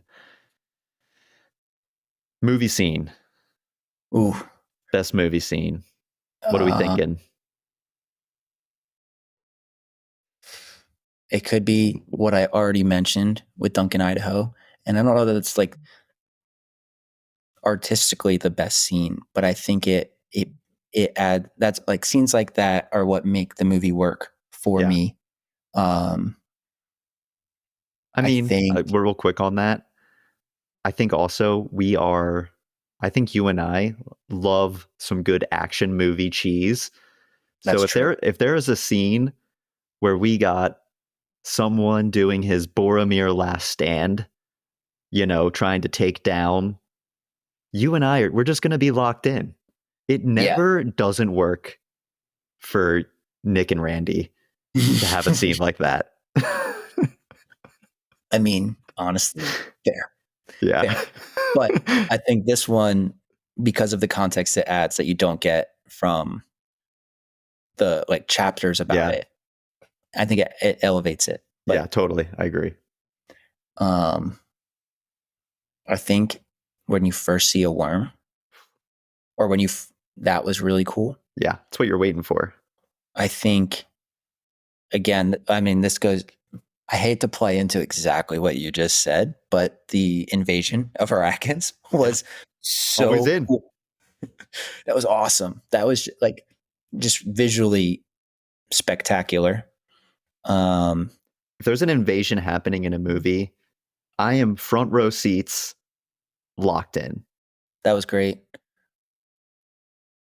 I liked the standoff that happened when House Atreides first meets the Fremen, where Duncan Idaho was implanted, and he brings them, and that was really cool. Yeah, that was. I thought that was really well acted by everybody in the scene, and I think it really showed the dynamic of the Fremen versus anybody who's been there before House Atreides. That was a really good scene too. Let's see. And then the Jameson Paul fight. And there's a lot of reasons why I think that worked. Also, one that I think doesn't work. But before I go into that too much, I want to hear what you thought your best movie scenes were. If they were different from mine or partly overlapped, or what do you got? I'd say mostly overlapped. The only additions I would make there's three specifically. Ooh. I love when Paul and Jessica escape in the thopter, and they know that they realize the one guy's deaf, and Paul does the voice to get him to release Jessica. I just thought that whole scene, if somebody is commandeering a helicopter, that is also quick ticket to my heart. I'm going to be in. Bonus points if they get tossed from the helicopter afterwards. Oh, yeah. Like, it just, I'm all about it. All about it. I loved Duke Leto, the drama of him with the tooth and getting ready to bite down on it to try and kill the Baron. Loved it. I was just like sad it's going to be the last time we get to see Oscar Isaacs here. And then I thought stylistically, it was just one of those scenes where you're sitting there like, man, I love movies when they're first in the siege and you see the Sardaukar falling down into the siege and like the sound cuts out and then they start walking and creeping and then the Fremen pop out of the sand. I know it was in the trailer, but I was still like, just that silently falling, no sound cut, and then the Fremen coming out of I love that. I thought it was just so cool. So those are my only additions. And I also think it's important to note that what that scene shows for me is the Fremen are elite and they fight differently. And when the Fremen hold their own against who is supposed to be the best fighting force in the universe, it sets up what we know is well, if you've watched the trailer or if you've read the book, what you know is coming in the second half of this adaptation. Yeah. The other thing, I did want to talk about that Jaime and Paul fight at the end because there's a couple things it shows that you don't get in the movie that you got in the book. And the first one is the wrapping of the body and the importance of preserving the water. Yeah. That happens immediately after he dies. And you get that in one of the scenes that I told you was cut out. And I think it's really important to show because it's part of what makes the Fremen and the importance of water in that planet and the importance of, passing water and holding water for the group. And they needed to show that somehow. And I think that was a good spot to do that, especially if you're going to end the movie before they even get to the siege. Yeah. Right. I think that was really good. And I think the other thing is in the book, you spend a lot of time talking about the visions Paul's getting and him learning that they don't have to be true. He's seeing outcomes. He's not seeing what needs to be. I think it was a pretty good visual representation of the freedom that Paul gets from this future that he's seeing as he becomes more and more spice dependent. Yeah. So that was, you don't get Paul's internal dialogue like you do in the book. So I think you had to figure out how to show that. And I think they did a really good job there. Yeah. Yeah, I agree. Those are two great points, especially the Jamis fight. One thing I really missed was Jamis's funeral, which I'm thinking maybe they'll open with that. I think so too, and that's why I didn't want to talk about it. So I don't want to say too much, but that was really powerful for me in the book, especially when you talk about the water. So I'll leave it at there. If you know, you know. If you're casting a vote for best movie scene, what are you going with? That's so hard. One vote for one scene. It's one we actually didn't talk about, but I want to talk about this with the casting specifically, but the scene where Paul meets the Reverend Mother. Yeah. Yeah, we didn't list that. And that's a big scene in either the book or the movie. Scene. It's a huge scene. And I think it's because of the first time I read it, I was too much of an idiot to know what was going on. Yeah. And honestly, even my first time watching it, I don't think you realize the importance of the Bene Gesserit and what Paul actually signifies in the world of Dune. Yeah. Yeah. Kwisatz Haderach or whatever they call him. I'm not even going to try. Yeah. And actually, I think that's a pretty good segue into best casting if you want to jump there, because I want to put forward Jessica. You're not getting out of this. You are not getting out of this. Best movie scene. I just said that's my vote. Oh, is it? That's my vote. Oh, yeah. Okay. All right. That's my vote. Yeah. Wow. So we went through this whole list of scenes, and then you throw in the curveball at the end. Oh yeah, dude. I gotta keep you guessing, Randy. Yeah. I can't let you know everything I got in the tank. Yeah. I love it. Yeah. I'm not It's a good setup. I think it. I'm not elbows here throwing the same Yeah. slider for a ball, walking the bases loaded, and blowing it for the Phillies. Yeah. I can't let you know everything that's coming like he is. I'm so Craig annoyed Kringle. you even made that comparison right now. Um, Wait, but hang on. Now you got to give me your vote for best scene. I think in the long run, I don't disagree with you on the importance of that. Um, I think if I'm thinking rationally, the Jamison Paul fight, because you're getting so much there. You're Yeah. seeing Paul and Jessica's dynamic. You're seeing Chani being introduced into this dynamic. You're getting more and more. Javier Bardem, who's he playing? Stilgar.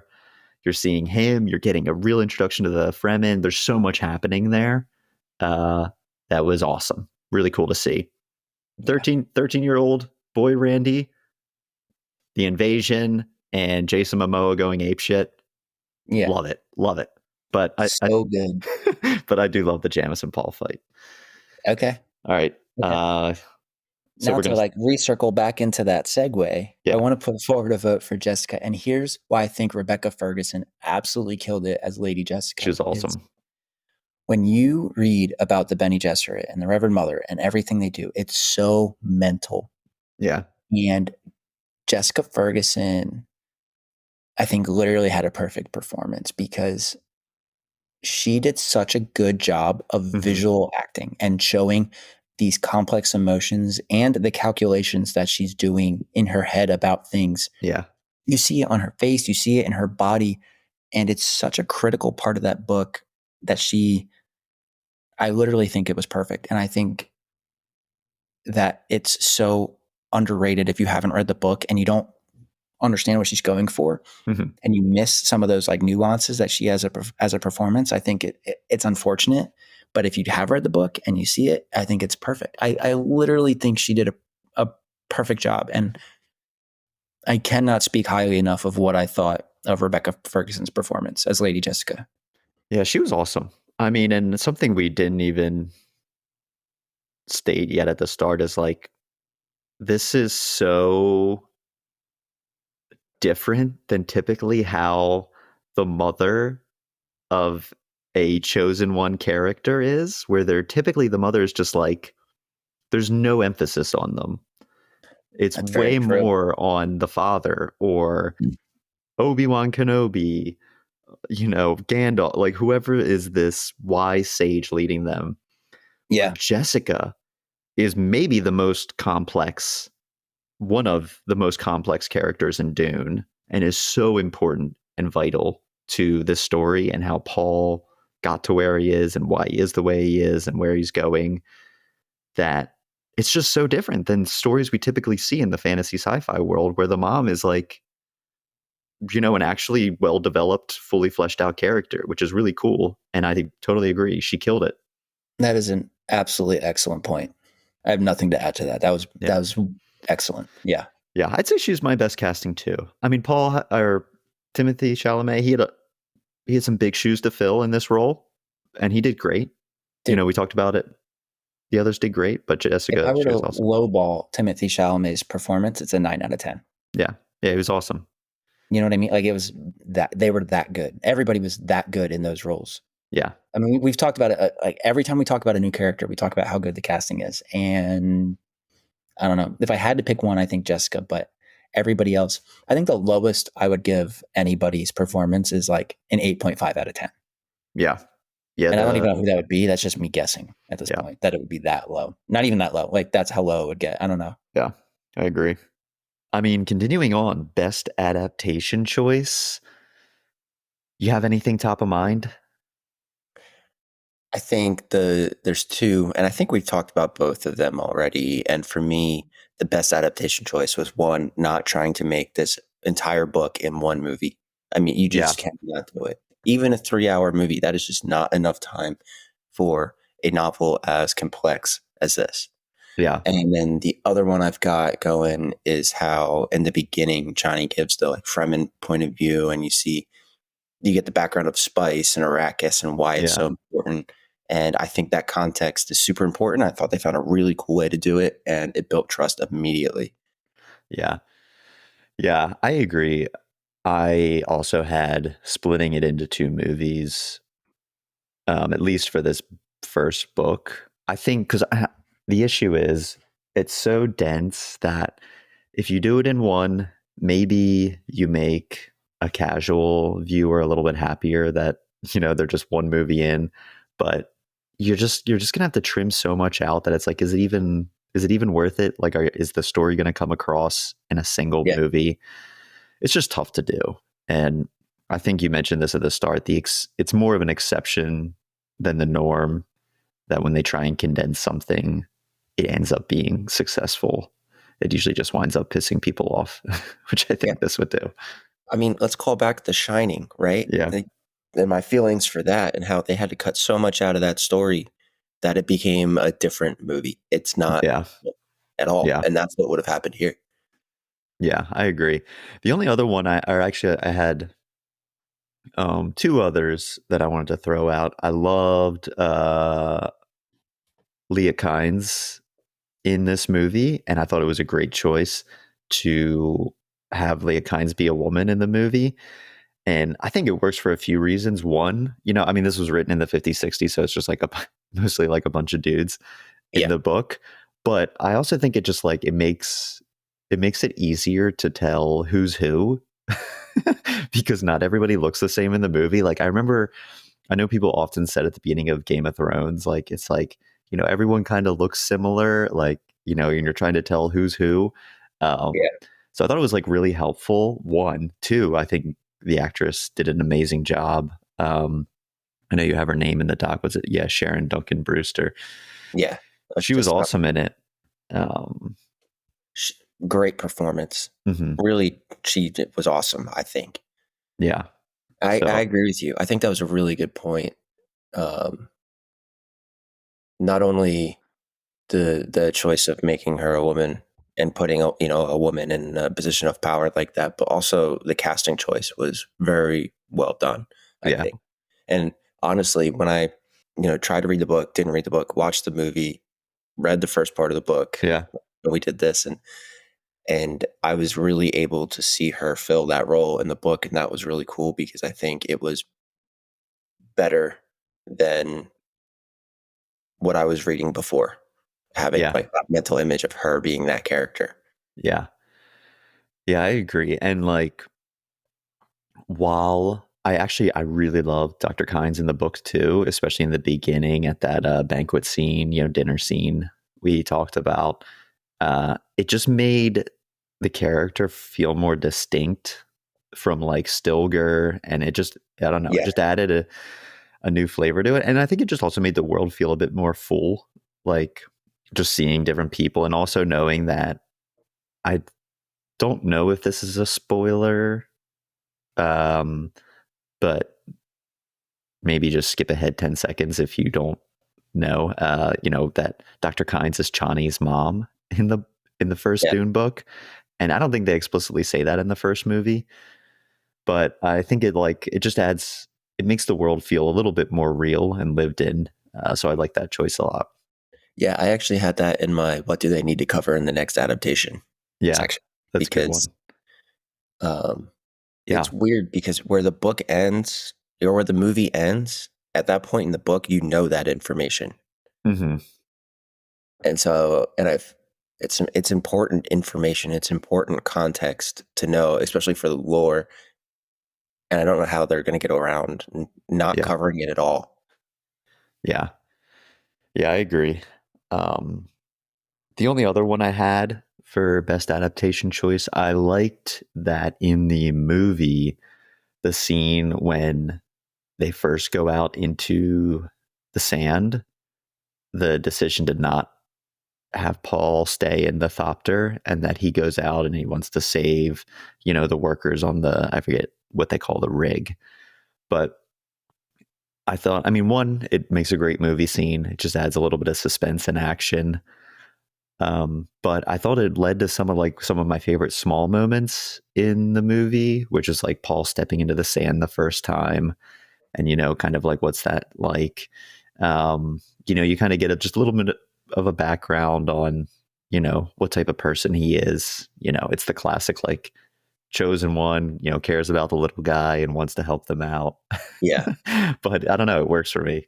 So I really enjoyed that change, that it wasn't just like it was almost just like I don't know, it was a cool, fine scene in the book. They go out to the desert, you know, and they head back. But there was just a little more behind it in the movie, I thought. Yeah, I agree. That's a great point. Worst adaptation choice. What do you got? Anything? Things that you didn't like converted over? I think there's some things that we need to talk about here. Yeah. One, we just did, the fact that they don't address the fact that Chani is Leah Kyne's daughter. And I think it's important. I think it adds context. Also, they cut out a lot of the background on why Jamie's fights or wants to fight Rebecca and Paul ends up fighting. Like it's completely different. And I think it changes a lot about how you view the Fremen. And I didn't like that. The other thing I have is that when you remove scenes like the dinner scene, one of the things, and actually it was an active choice they made throughout the movie, was to completely remove most of the political drama and intrigue. You get a little bit of it because okay, the Emperor is working with the Harkonnens. They took out the Atreides. Now the Atreides are trying to get revenge. That's how they've kind of set up the movie. But there are so many unique dynamics and so many characters that I thought added a lot of layer in the book that were completely cut out. Yeah. And I just feel like in sci-fi fantasy, a big part of what makes those books, especially these larger, trilogies or bigger, is the political intrigue, the drama. Like in Game of Thrones, you get that a lot because it's a series and they can have those conversations you need to give the background. But in a movie, you just can't. And I think that's one of the reasons I'm not really pro adapting sci-fi or fantasy into movies anymore, and why they need to be TV shows, because you just are missing so much of what makes the Dune book so good. Yeah. Yeah. I want to go back to what you started with the Jamis kind of comment at the end, in that, I think what makes it even a worse adaptation choice is that I felt like they were setting it up really well in the movie, where Paul was having those visions and you see Jamis. And if you're someone who is coming just into this movie and you're seeing, Paul having these visions of this guy leading him through the desert, telling him how to escape. He's the one, when they're in the thopter, he tells them to like let go when they're in the sandstorm. You're probably thinking, this is going to be, this is my Gandalf. This is my Dumbledore right here, who's going to meet Paul and lead him, into, this next version of himself on the hero's journey. And they totally bait and switch you, and it's not. Jamis wants to kill him. And I think if they would have added just a little bit more to that, and maybe we'll get that, I think we talked about, maybe we'll get that with the beginning of Dune 2. Yeah. But there was a little lack of, I don't even know if it's follow through or just some of the extra context of the Jamis fight. So I think that's a really good shout. Just in case we didn't mention it earlier, because I think we did, I'm going to say something real quick. It also, one thing that I think the fight did well was the fact that in the book, we spend a lot of time in Paul's inner monologue about these visions, what they mean, how true are they, how preventable is everything. And that fight represents, in the movie, that fight represents a visual interpretation of the freedom Paul gets when he learns that his visions don't have to be truth, and that there is an alternate path to what he's seeing. And he can, there's not that when he's getting conflicting information in his head and those visions, he can figure out how to lead down the path that would be better. And it's not, this has to happen. And I think from that standpoint, it was a pretty good visual representation and nod to that. But to what we just said, if you haven't read the book, that's going to go completely over. the importance of that is going to go completely over your head because you have no context to it. The only other one I had for worst adaptation choice is, this is minor, but there's two. We talked about the dinner scene already. I'm kind of pissed they cut that out. I'm actually really pissed that they cut out the dinner scene. We've already spoken about that.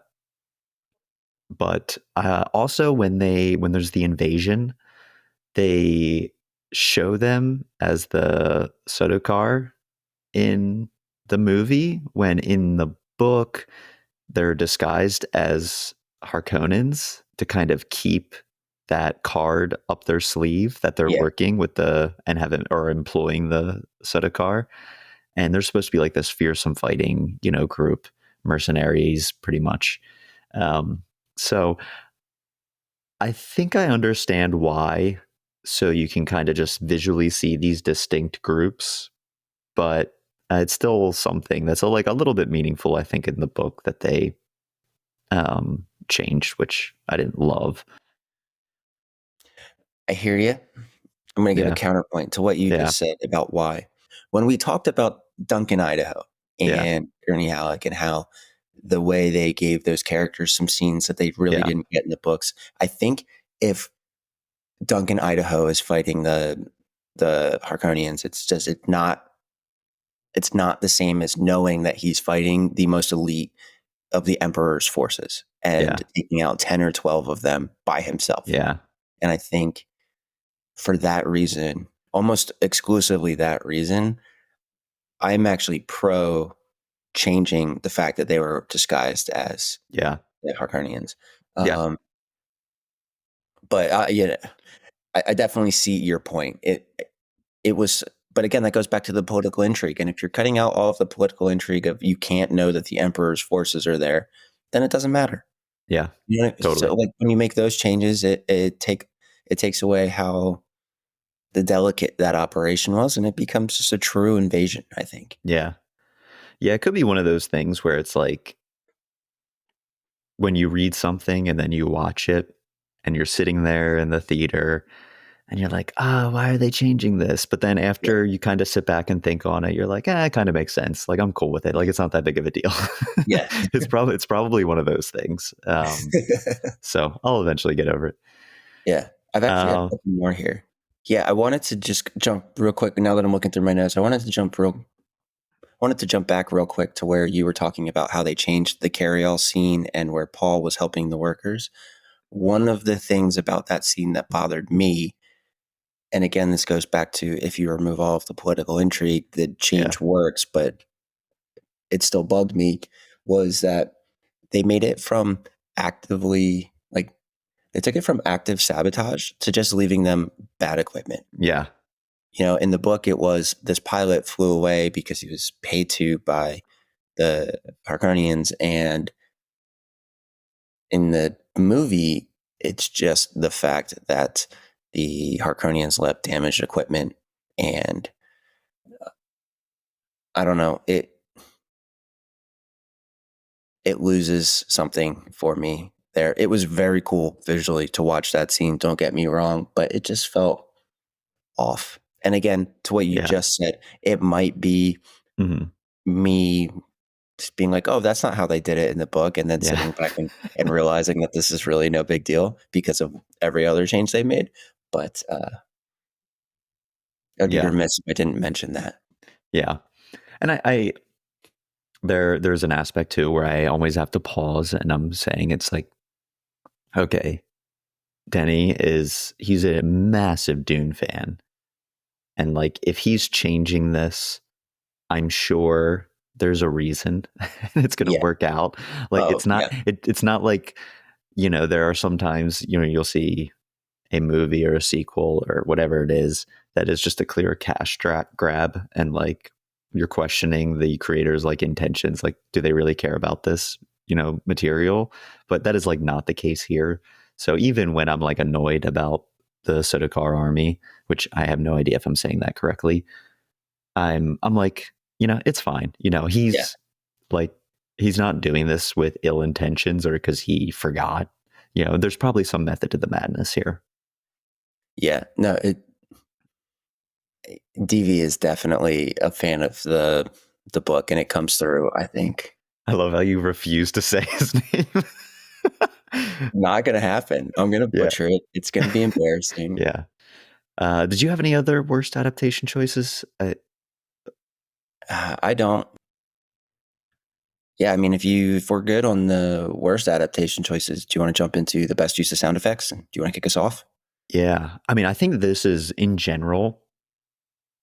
There's two ends to this, because one is going to be a minor grievances for me, but the sound in this movie is so good, and it was awesome in the theater.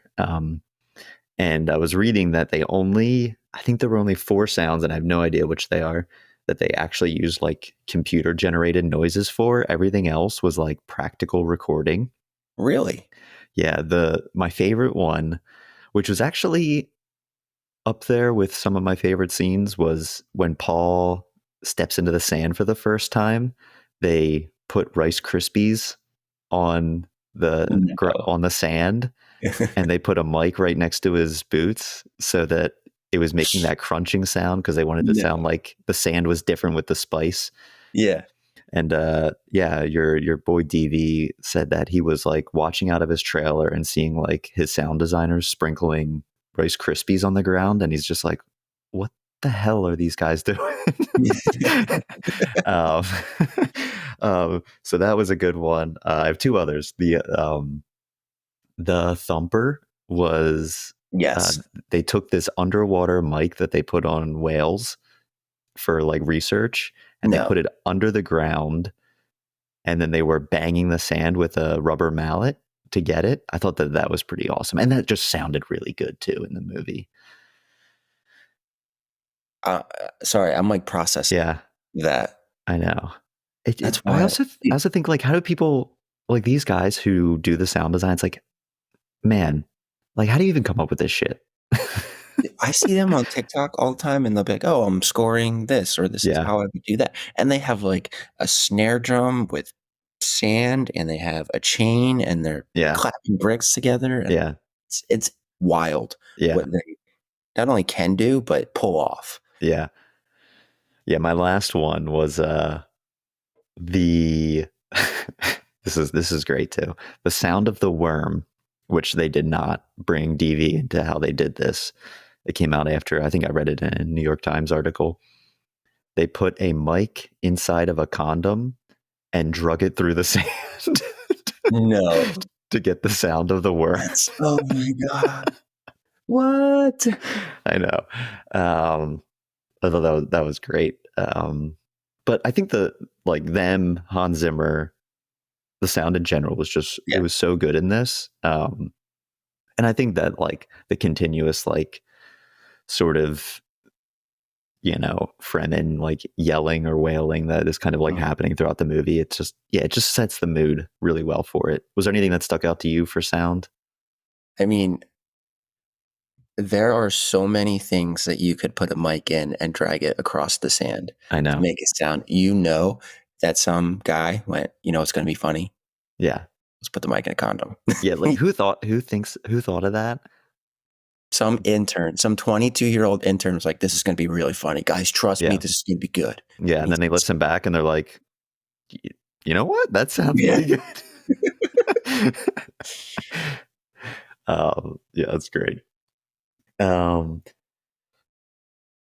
This is a new category for us, especially because we're entering sort of the sci-fi magic world.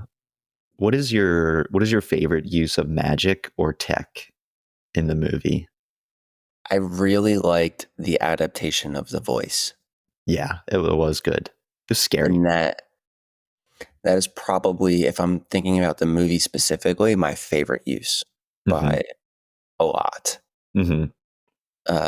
That was really cool. Yeah. Yeah, a bit different than Tony in The Shining. Yeah. Yeah. Yeah, that was a good one. I think my favorite was the force field shield. I forget what they call. I think they just call them the shields in the book. Yeah, the shields are dope. But the way they did that in the movie was really cool. They used it a lot, and you saw it right away. And it was just also very clear what was happening. Like it created this field around them, and then you could see with like when it would go sort of red, when they were penetrating the shield. I thought that was just really well done. And whoever came up with that in terms of the adaptation, they did a great job. All right. Minor grievances. I got a lot of problems with you people. Now you're going to hear about it. These are small things that just kind of just pissed you off about it. Anything? Yeah, you don't have nearly the same connection to Duke Leto in the movie that you do in the book. I think in the book, they build up how much he cares about his family. They make him more of a developed character. Didn't get that in the movie. Felt like a little bit of disservice. I think that is a huge disservice to Oscar Isaacs, because I saw him on screen and immediately was like, I'd die for this guy. We talked about it already. It's just excellent casting. I mean, he looks like a leader, especially with that long beard with the salt and pepper and the hair slicked back. Yeah.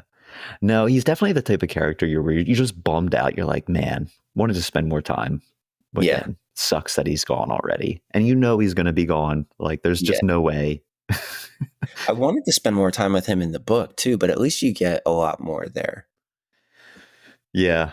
Yeah, I'm pretty interested in reading some of the I don't know if they're considered the prequel stuff we talked about, or the House Atreides book. I want to learn more about the Atreides, of old. So I'm interested in getting to that.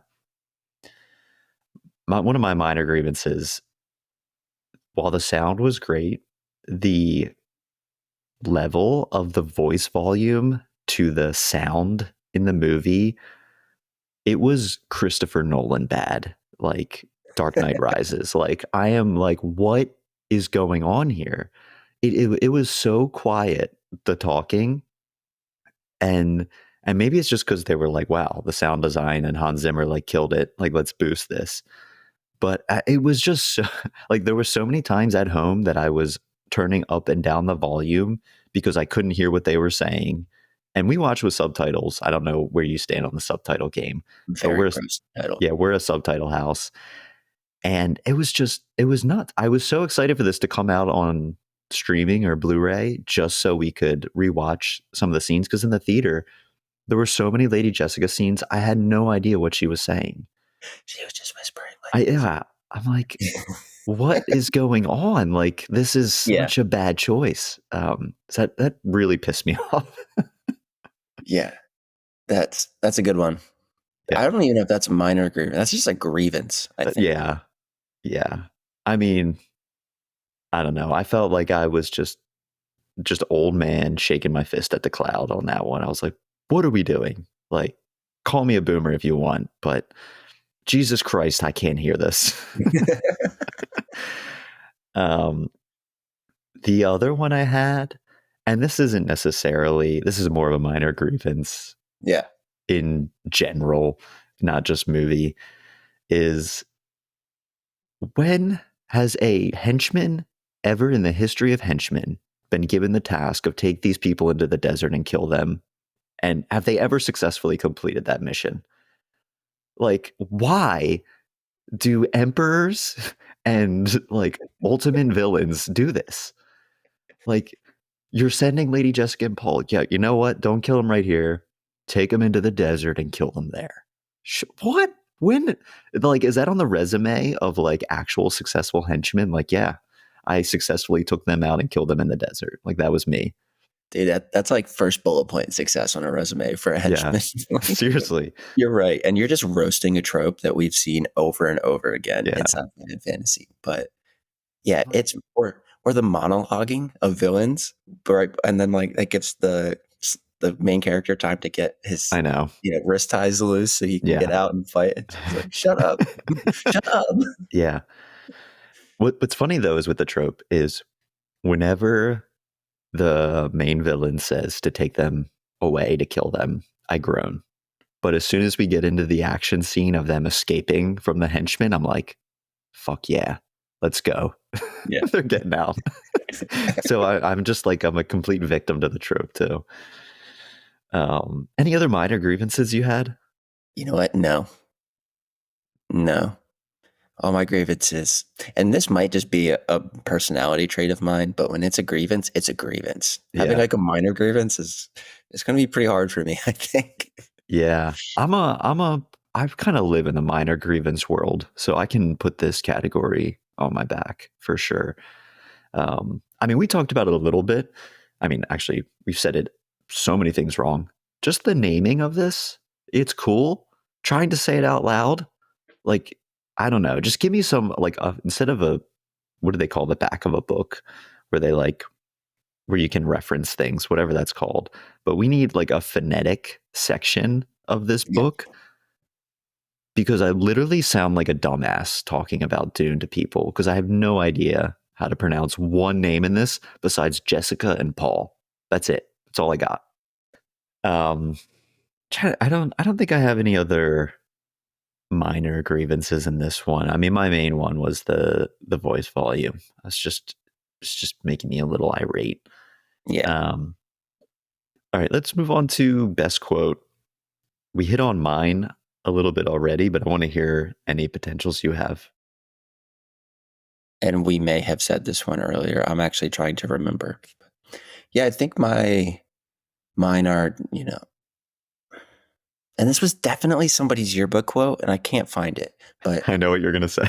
dreams make good stories, but everything important happens when we're awake. Yeah, that's Duncan, Idaho. First off, I'm not gonna die. You're not taking me serious. Since that's why you want to come with me.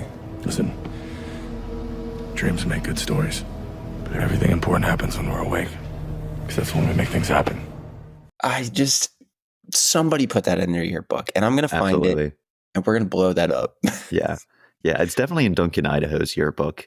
He thought about that the entire thopter ride back to Paul and was like, man, I got a zinger I'm going to lay on Paul when I get back. And then he said it, and he walked away like, dude, I ate there. Like, yeah. Yeah. It's like, oh my God, Duncan.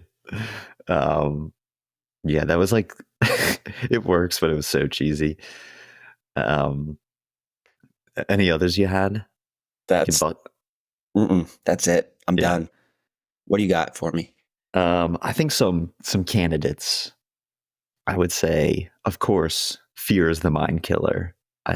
That's great an awesome one. quote. Yeah, Lady Jessica just knocked it out of the park this whole movie. And that was right at the start too. Fear is the mind killer. Fear is the little death that brings obliteration. So that was a great one. I love whenever Duke Leto says desert power. Just love it every time. My road leads into the desert. Love that one. It's a good one. But I think my favorite and my candidate, we talked about it already, was the opening monologue from Chani when she just says, "My planet is my planet Arrakis is so beautiful when the sun is low." It just sets the whole mood and the vibe. One. So that's probably my winner. But definite, if this was an 80s movie, dreams make good stories, but everything important happens when you're awake. That is like definitely Ferris Bueller's yearbook quote. Oh, yeah. Why don't we just move on to who the real villain is and who won the book and the movie? So who do you got for the real villain? Yeah, I think this one is pretty straightforward. I'm sure that I'm interested to hear what you say because we always give the opposite answer here. But like, it's got to be the Baron, right? I mean, I will feel differently by movie 2 because I know who the real villain is at that point. Yeah. There's maybe a case to be made that greed could be the villain. Everyone is trying to exploit Arrakis, for their natural resources. But I don't know. It's also hard to say the Baron because literally this dude just sits in a sauna or a bath the entire movie. And it's like, is he that intimidating? All you got to do is, just like push his head underwater for 30 seconds and he's gone. I laughed out loud at the scene when Dave Bautista, which we didn't talk about, I love Dave Bautista. I was really happy he was cast in this movie. When he's talking to the Baron, and what does the Baron say? He says something like "kill them all," and then he just like slips back under the black goo. And I was just like, what is this guy doing? Like, he's literally just taking mud baths for 2.5 hours in this movie. So true. Yeah. That's a great point. Yeah. I don't know. Who do you have for villain? Maybe Yue, Dr. Yue. Yeah, Dr. Yue. He starts the chain reaction. Mm-hmm. And kind of get his motives, but for the Baron, really? I don't know. It could be Yue. Yeah, it's really hard to answer this question when we know roughly what's gonna happen in book 2, or not. I'm sorry, movie 2. Yeah. So I think maybe we save this question for the next episode once we have a full picture of the book, because then we can talk about the real villain of like the book and the movie. Yeah. And not have any spoilers. Yeah. What do you think? Yeah, I'm good with that. I mean, and also they reference that there is someone above the Baron in the movie. So I don't think there's too much of a secret to that. There's more out there than just, our state puff Baron.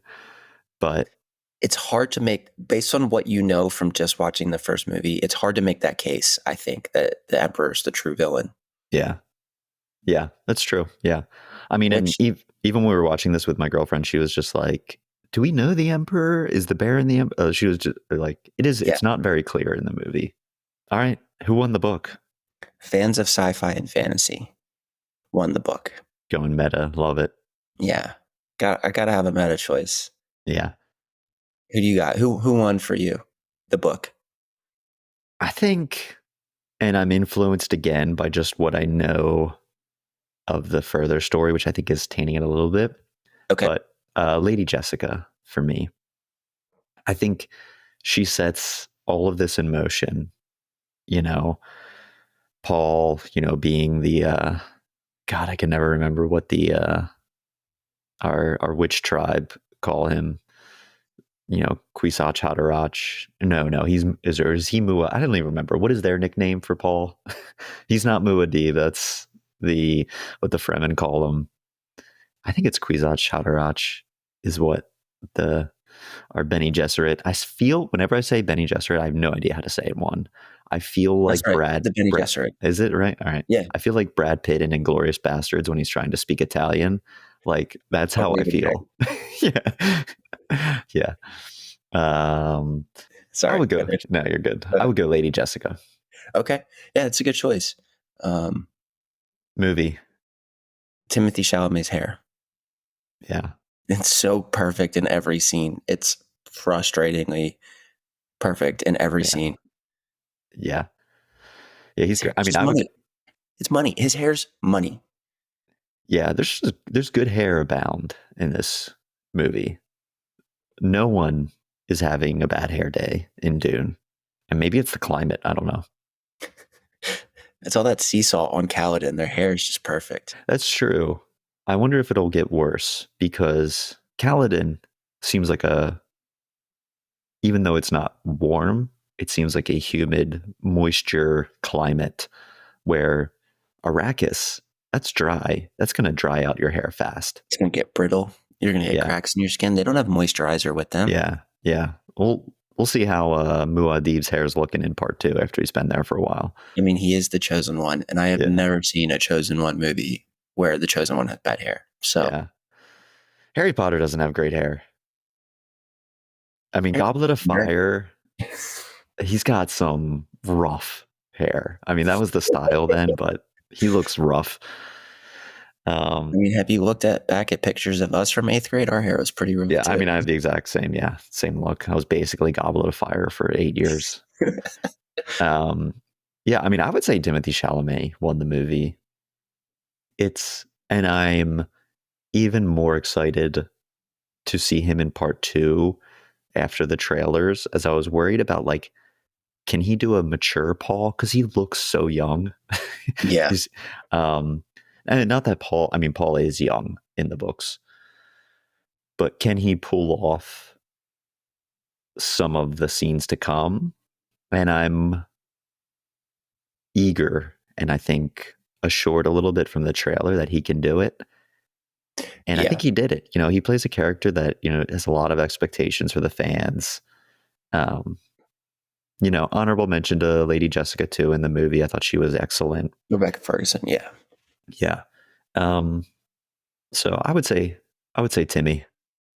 I agree. And I think it's kind of along the same premise that we talked about in The Last of Us with Ellie, where you have this build up character and the weight of the success of this franchise or whatever they end up making this is on his shoulders. Mm-hmm.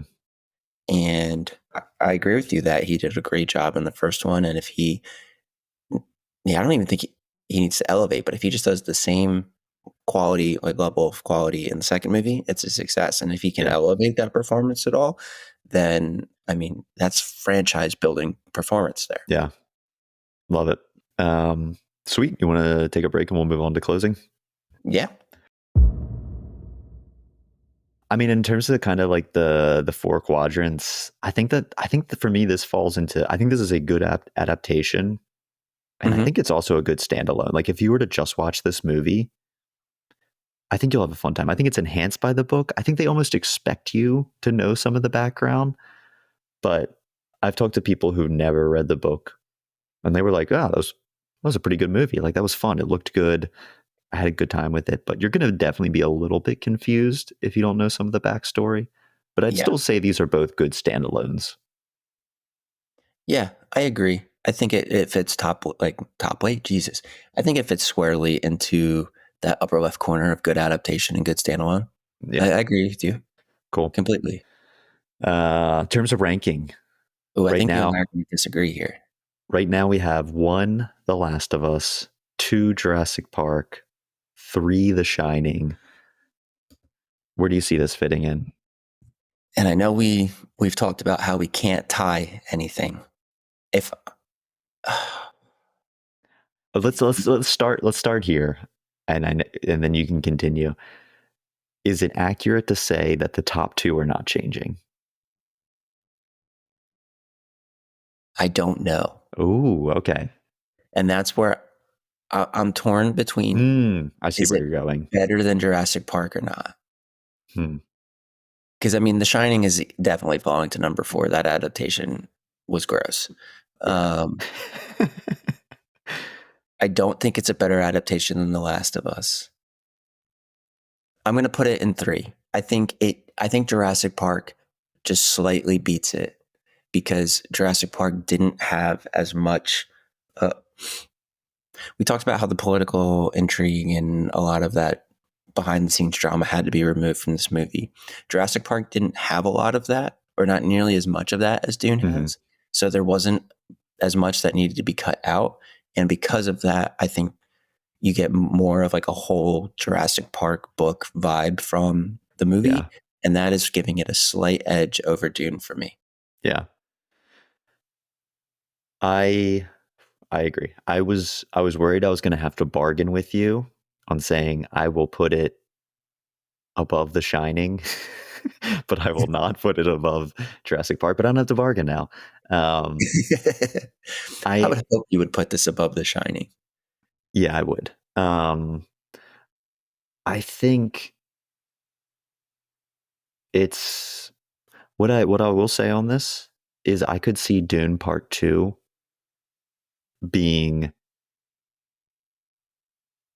potentially being above Jurassic Park when that comes out.